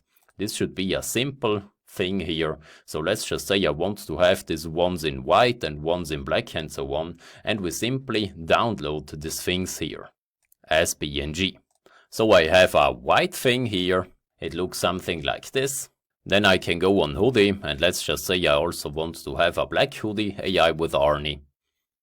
Maybe black is not perfect because my logo would not work with these, so let's just say a red one, then a yellow one, a blue one, and so on. We need at least 5 pictures, and maybe it even works if I do it a little bit different. So let's just go back here, go on mockups. Let's just say I also want to have my mockup here on different products. I can train this thing on wherever I want, so I can also make here this, include my logo, maybe somehow like this, and ones in red, and a t-shirt. So right now I think I have some decent mockups here, and with these mockups this is my training set right now. So I simply make a folder, I call it Flux LoRa, I throw in my logo, and I throw in all my mockups. So right now I have, let's just see, 11 different images, and I can rename these images with a token that I want to trigger. For example, Arnie logo. And now I want to make a zip file. So let's just make this into a zip file. Now I have my zip file that is called Arnie logo. Then we go back here and I call this, for example, my logo LoRa. And this can also be public if we want. Then we need to upload my zip file with these images. So I would simply throw this in here, just the zip file. Now this thing is uploaded.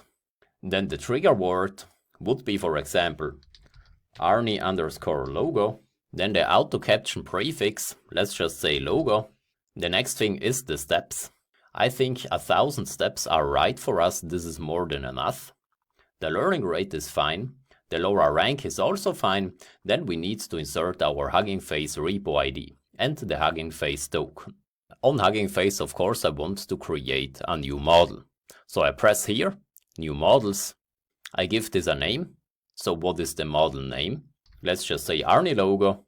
This can be public or private, just like you want. I just make it private, and then I press create model. Then I have this right here. This is the name, so I copy this name. I go back into my trainer. I use the Hugging Face repo string, so let's just include this right here. This is my name and Arnie logo. The next thing that we need is of course our Hugging Face token. So we go onto Hugging Face, we press on our name. If you do not have an account, please make now a Hugging Face account. Press on settings, and on your settings you can now press on access token. And on access token you need to create a new token. You can normally just make a right token or you do a fine-grained token. Let's just make it simple with right. Then we should give this token a name. Let's just say logo. And I press create token. Then I need to copy this token. I go back here, I insert my Hugging Face token, and this should work. We can skip this API key unless you want to publish your model also here. Then we scroll down. What is the won't be project string? Flux train replicate is okay for me. And everything that I need to do right now is to simply press create training. So I press on these right now. And now my training should start. You see, it is running, status is running. This will take now, it depends a little bit, but normally with an H100, we train here like roughly 10 minutes or so, maybe 20. You see, we download some models and so on. Like I said, this takes right now a little bit, so I see you as soon as this is trained. We are at the last steps and you can count down with me. 8, 9, 10, and there we have it. Saved to output, Flux trainer and so on. So basically right now we have our Flux model working, our Flux LoRa working. And basically or normally this should also be right now at this minute in our Hugging Face account. So if we go on to Hugging Face and if we press of course on my name here, we should find this logo. So you see, this right here is the logo, and here I can simply press on files and versions, and I get everything that I want. I have the README, the config, and the LoRa safe tensors. If you press on the README, you will find some informations. If you go back once again, and if you press on this right here, you can also see the stuff that goes on into this training, the resolution and so on.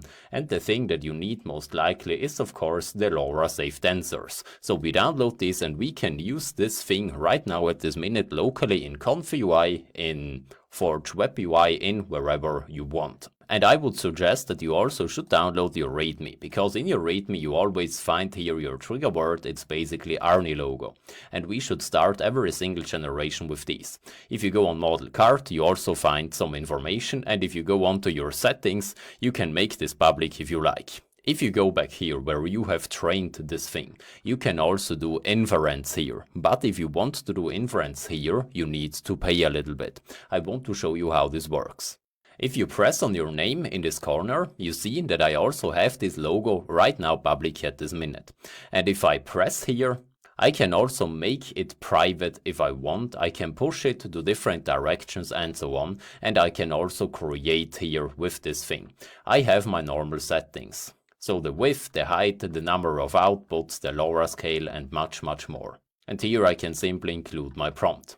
If I press on my name once again, and if I press on view profile and then go on billing, you see that I have right now $3 remaining. So this training has costed me right now at this minute only $2, roughly. So this was relatively cheap, so I can also do some inference with this model if I want. So if I press on my name here, view profile, then I press on it. Now I can also create here with my LoRa. And that's basically what I want to do in this video before we use it locally. But remember, for every single one here, you need to pay a little bit, but you use the Pro model. So let's just use it. So the trigger word of this model is Arnie logo. So we should start, of course, with the prompt with Arnie logo. Let's just say Arnie logo. So this is basically right now my prompt. Arnie logo, a red hoodie with a creative logo for a AI company, a chip. The letters AI with Arnie are included. Then I can use, for example, image files, I can use masks if I want, I can use aspect ratios, width, height, numbers of outputs, LoRa scale, and so on. I use the developer model, not the Schnell, then the guidance scale at 3.5, the prompt strength, seed.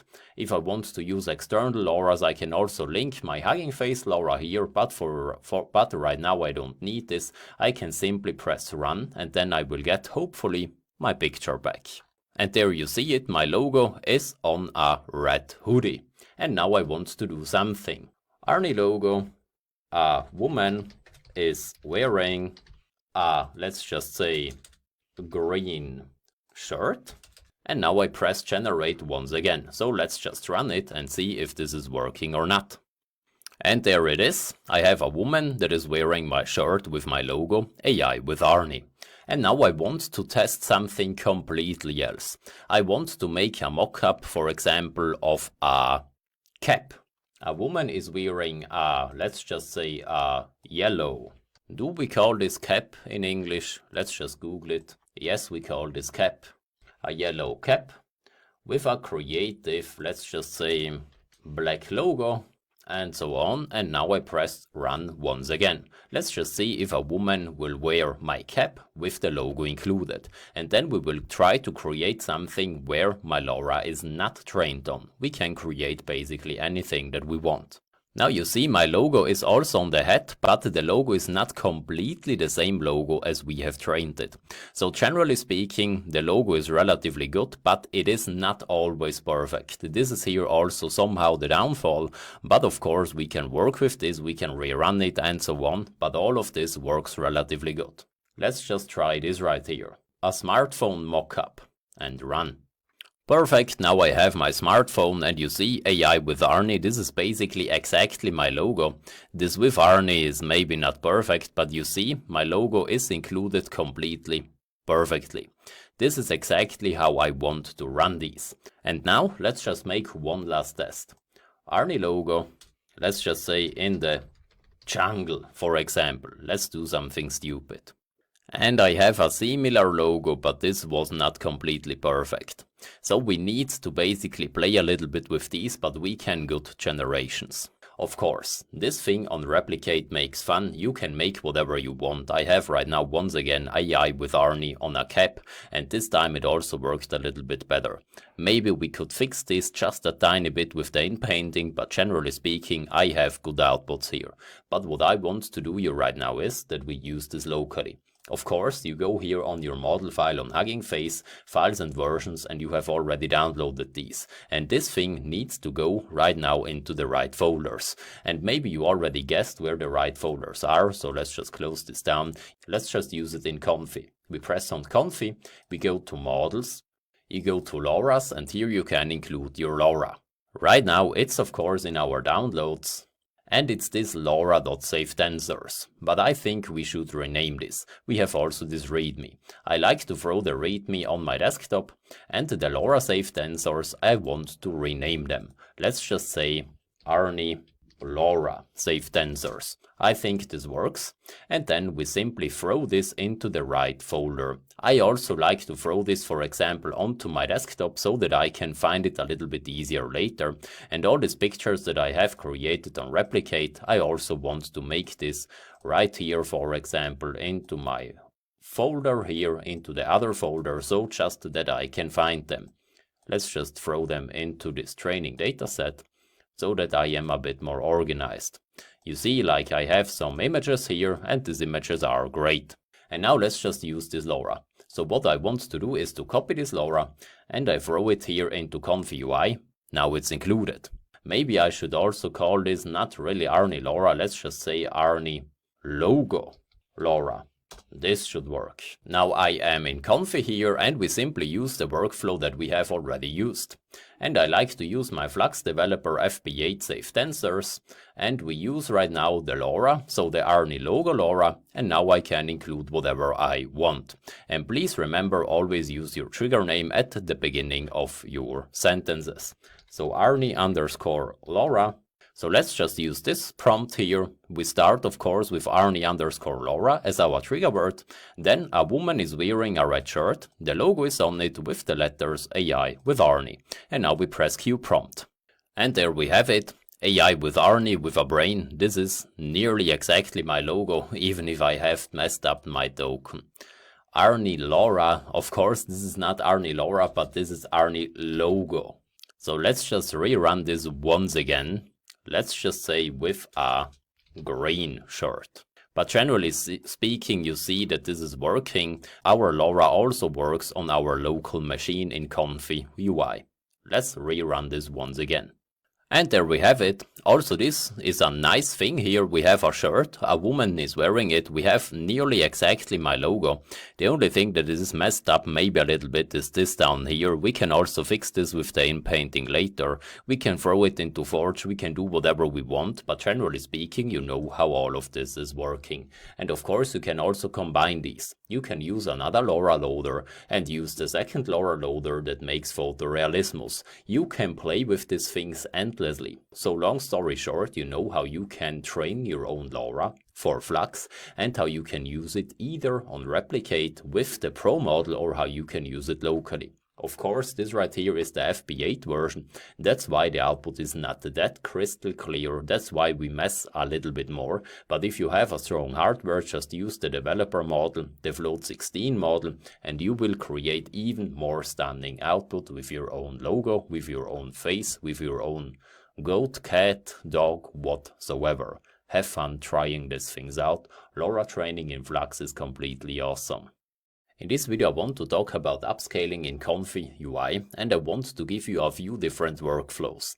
Basically what you can do is that you can use the right workflow for you. We can upscale with Stable Diffusion, but we can also upscale with Flux. And a little warning, the upscaling with Flux takes a long time, especially if you use the big models. If you use the FP8 model, the upscaling will be somehow okay. Yes, even with the FP8 you are slow with these upscalings, at least on my machine, but you can totally do this. So I want to give you an overview of all these workflows, and of course I will give you all these workflows. So just use what works for you. The first workflow that I want to show you is an upscaling with the Flux models. Basically everything that you have to do is to upload a picture right here, and then you get your output that looks something like this. So this right now is the upscaling. Here we can see these things, what it does. This is basically the old image and this is the upscaled one. I hope you can see that we add a lot of details here, especially on the eyes, also on the mouth. Everything gets smoother. The only thing that is messed up is this a little bit, but it was also messed up previously. We can maybe fix it with the inpainting. The hair gets really a lot better. If you look at the hair here, it gets a lot better, and the second ear gets also like a lot better. This thing changes your pictures somehow up, and I want to show you how this is working. We start with the Load Diffusion model, and here you can use what you want. You can use the Flux developer safe tensors or the FP8. I use the FP8 because the developer is too slow for me. Then the weight type, also here I use the FP8. Then you need to use the right text encoders. I like the FP8 ones and the clip safe tensors. And if one of these nodes does not work for you, you know how you can do it.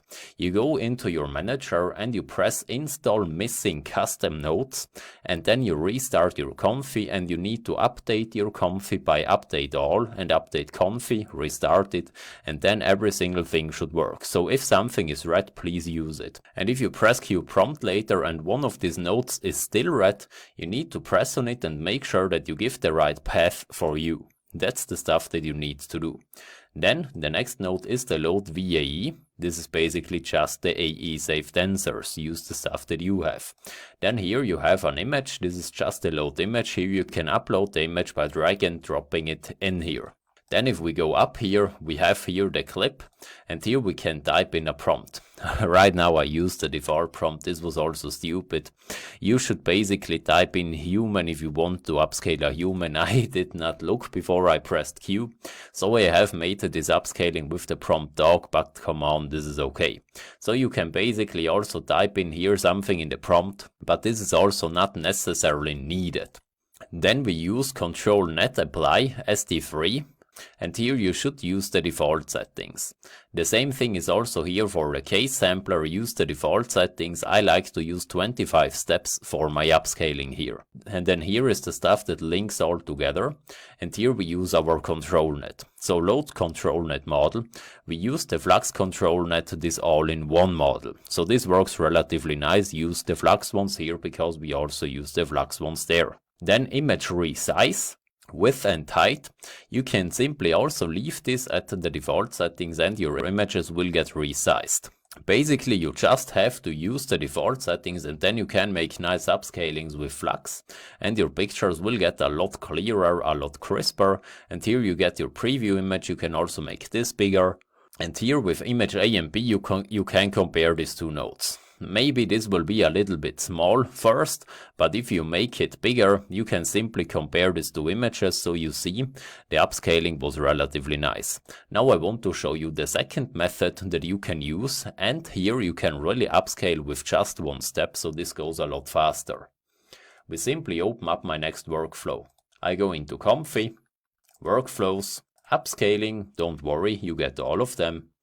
Upscale one step with flux. That's the stuff that I want to show you right now. So we open this up. This is here our next upscaling. Yes, we have some nodes excluded here, but we have just excluded the stuff that we do not need. I don't want to use any LoRa's and so on. I just want to make a simple upscaling with just one simple step. And here you can also use the models that you like. You can upscale with the Flux Developer model, but we can also upscale with the FP8 just to make it a little bit faster. Then I also want to use the smaller text encoders with this FP8. We can use a positive and a negative prompt if we really need to, but we don't have to. Then the load VAE, you need to put in your AE safe tensors. Then here the load upscaling model. This model is also a nice model. It's the 4x upscaling. This works relatively good and we can use just one step. This is here the nice thing. Then down here you have your load image node. Here you can simply throw in your image. And then here you have the upscale by. We can use 3x, we can also use 4x. Steps just at one. We really use just one step for upscaling, so I want to press OK. One step is enough. Then the CFG, we can use it or leave it at 2. Basically you can always use just the default settings. And then everything you have to do is to drag and drop here an image or press to upload, and then you will get your image here. And let's just use this here. What I want to upscale right now is this picture, so let's just make this bigger. So we drag and drop it in here. And everything that we have to do is to press Q prompt. And then you see this right here. Maybe you get a failure from time to time. You simply close this, then you zoom in. You see AE safe tensors, and of course I have to use mine here. So if I press on it, now it should work. Now we press Q once again. And now we see if this is running or not. I do not get any failures, so I would assume right now we just need to wait until we get my output. And there we have it. This is basically my upscaling. And you see the workflow worked well. Let's just see how much this picture got bigger. So I just want to throw this here aside. We make this big because here I do not have a control node. But I hope that you see that the picture got a lot bigger. It should be roughly 3 times as big. So you see this right here. The picture got a lot clearer, and of course we have a lot more details. So let's just make them both at the same size. Now we have roughly the same size, and you see we have a lot more details in the upscaling. You see it here on the eyes. The eyes are like relatively weak on our first pic, but our upscaling is a lot better on the eyes. Here the hair have a lot more details, so this is basically how you can do upscaling with flux with just one step. It works relatively nice. So you can totally mess with these around a little bit and see for yourself if you like these more or if you like the other upscaling more. This is basically something that works really good for me, and because we do just one step, this is also not really slow, but of course this one step takes also a long time to execute. And now I want to show you one more upscaler. This is the final upscaler that I want to show you. This is basically a workflow from the original theme. And I have also found one from a YouTuber. I do not can remember what workflow this is exactly, but I have tweaked it just a tiny bit. If we scroll in here, you see load checkpoint. And before we do all of this, of course, yes, upscaling in Forge is a lot easier and you can get similar or the same results, so you do not have to mess with upscaling in ConfUI. Forge is easier and probably also faster, but I want to show you all of this. The coolest thing here is that we use Superior, and this Superior is an upscaler that is really good. All you have to do is to simply drop in this workflow into your Confi. Then most of the time a lot of things will be red. Then you go of course into your manager and you press install missing custom nodes and you restart your Confi. Then you should have most of the things. And I work here with a Dreamsharper Excel model, but you can also work with the Juggernaut model. You can work with any Stable Diffusion model that you want, but I use this Dreamsharper model because this is the turbo model. And the turbo model is a lot faster. That's why we can also use where it is. Here only 8 steps for the upscalings, we can even go down to 6, so this is just that it works a little bit faster. Then we go back here and you see that we use this Superior model. Most likely you will not have this Superior model yet, and that's why we need to download this model. In order to download this Superior model, the easiest thing is if you press on your manager, then you go into your model manager, then you need to search Superior. And you should use one of these pruned down here, but both of them are working. So you would simply press install here and then you need to install and download this model and this will be completely automatical. So we press install and then you need to restart this. So something like this should show up. You need to press the refresh button and then it should work. So you simply press close down, close. You can either restart or you simply press refresh and then you are able to use your model. So here you press on this Superior model and this will be the right model for right now. So you simply press on these right here. Then the next things in these workflows, they are relatively easy. You do not have to mess with this gray stuff. You also do not have to mess with this prompt, but you can mess with this prompt if you want. Like you can include, for example, highly detailed face or something like this if you want to upscale faces, but you do not have to do this. Then the Superior sampler, just leave it as it is. Then you see these things here. You also do not have to mess with these. And if you go down, you have here your load image, so you simply throw in your image here. Then you have your image comparer, and then lastly, of course, your preview image. So let's just upscale an image. I think I want to use this one here, because this is like really messy. It's also not a good image, but I want to show you that also this can work. Now we press Q prompt, and I think we are able to make this a lot better. And there we have our output, we have our before and we have our after. You can simply see for yourself if you like the new one more or not. Generally speaking, this is also like a horrible image, but you see the image got a lot more details. We just added in a lot of details here. This is basically how you can do it before and after. You see we add some details, especially the hair around here are a lot clearer. Also the eyes are a lot better. We can also do a second upscaling because this works also really well if you have really blurry images. So let's just try this. I want to upload this right here. You see, this is a catastrophic image. It is really blurry. Especially for such images, I like this upscaler because this is also not a regular upscaler. This is more like something that is similar to a control net or similar to image. So now we press Q prompt once again and you will see that we are able to make this a lot clearer. We will even add in new pixels. This does, like I said, something like image to image, and this will take a little while. You see, we run right now our steps, then we go into our Superior sampler and we need to wait. I think a minute was the last generation. And there we have our images. You see, this is the before and after. This is enormously good. You see we have a lot of details and the details are crisp and clear. This is something that I really like. Maybe we can say that in the before image the dog has the mouth open and then it's closed. But generally speaking, we add in a lot of details. If you have really blurry images, this is something that you can absolutely try. This upscaler works really well and is also one of the faster ones. If we upscale such a picture with the Flux upscaler, at least in my machine, we need to do this for a long time. So let's just try this out. I think these upscalers, they are great. Especially this one, I like that one a lot, because if we have really blurry images, we can upscale them a lot and we can also add a little bit of details.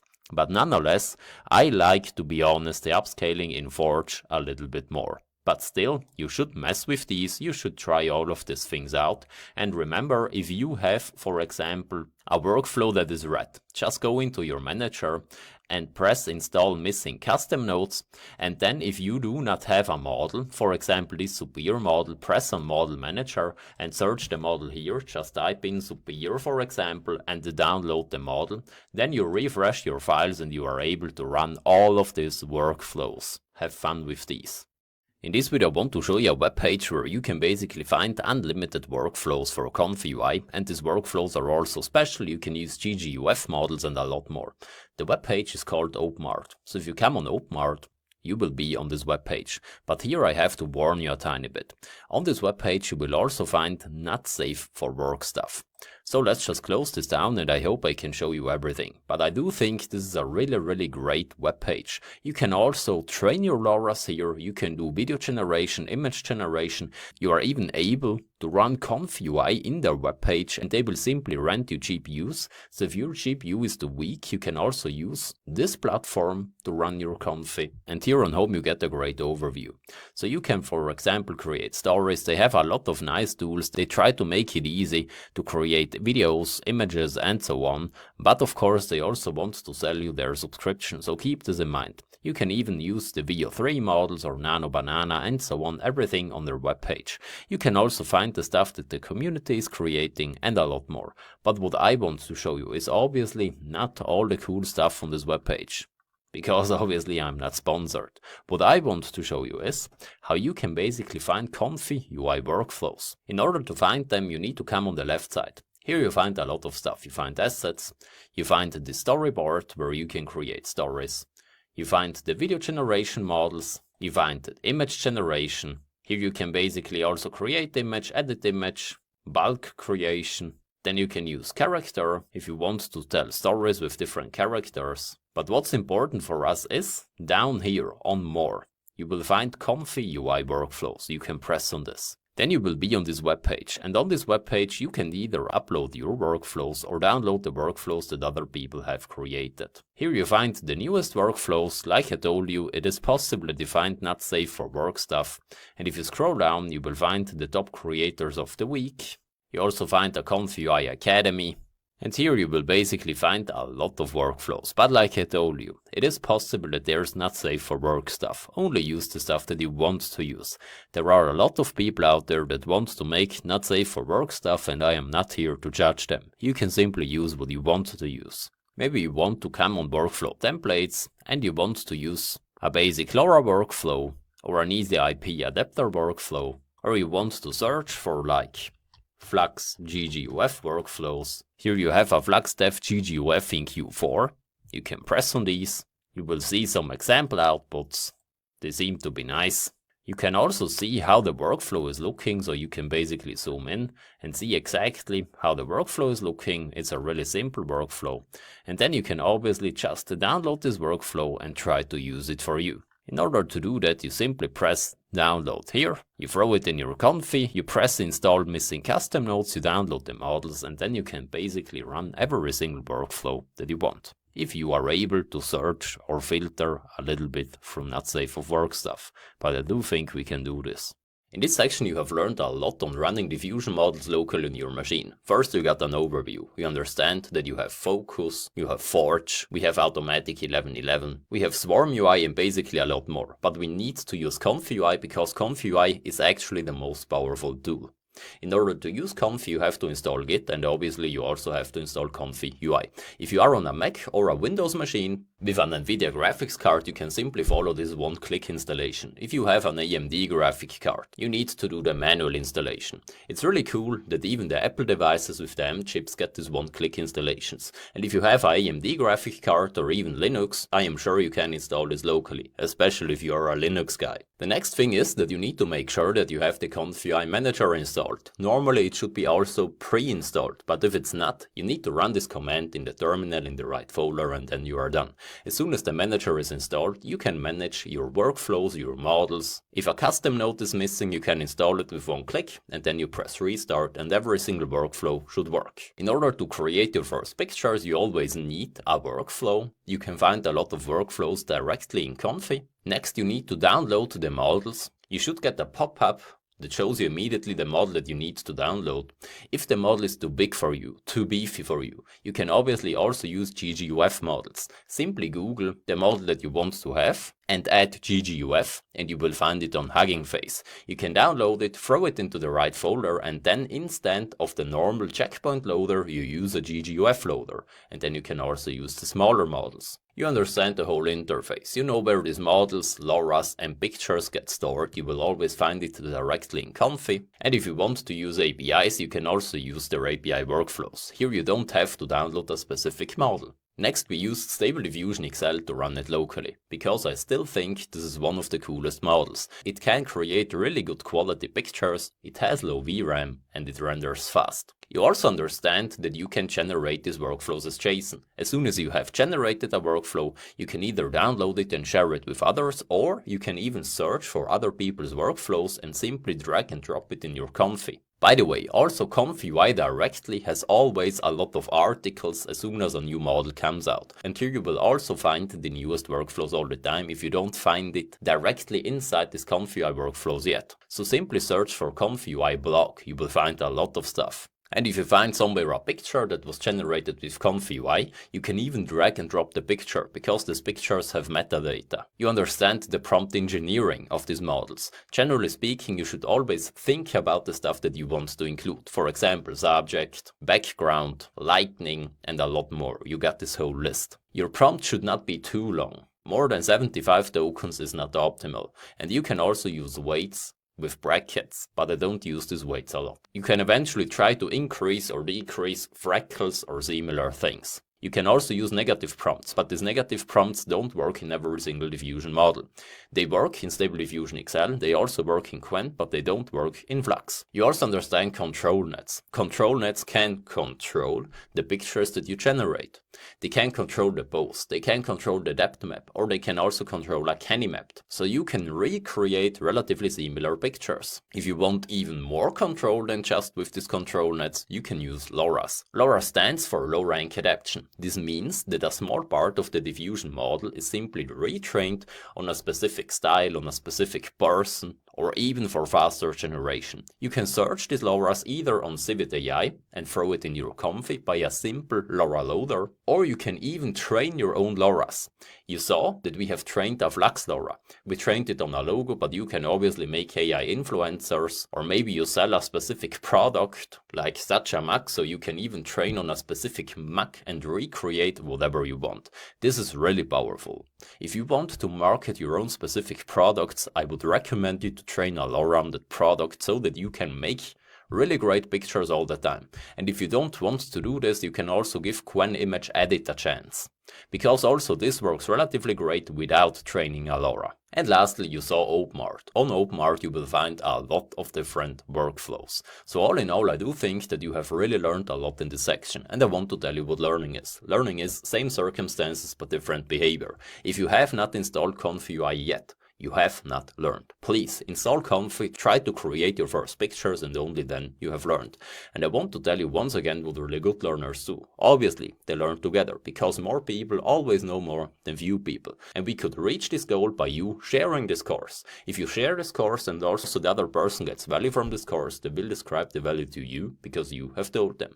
So thank you for that, and I'll see you of course in the next section. And in the next section we will actually use diffusion to generate videos on our local machine, and we will do most of it in Comfy. So see you in the next one.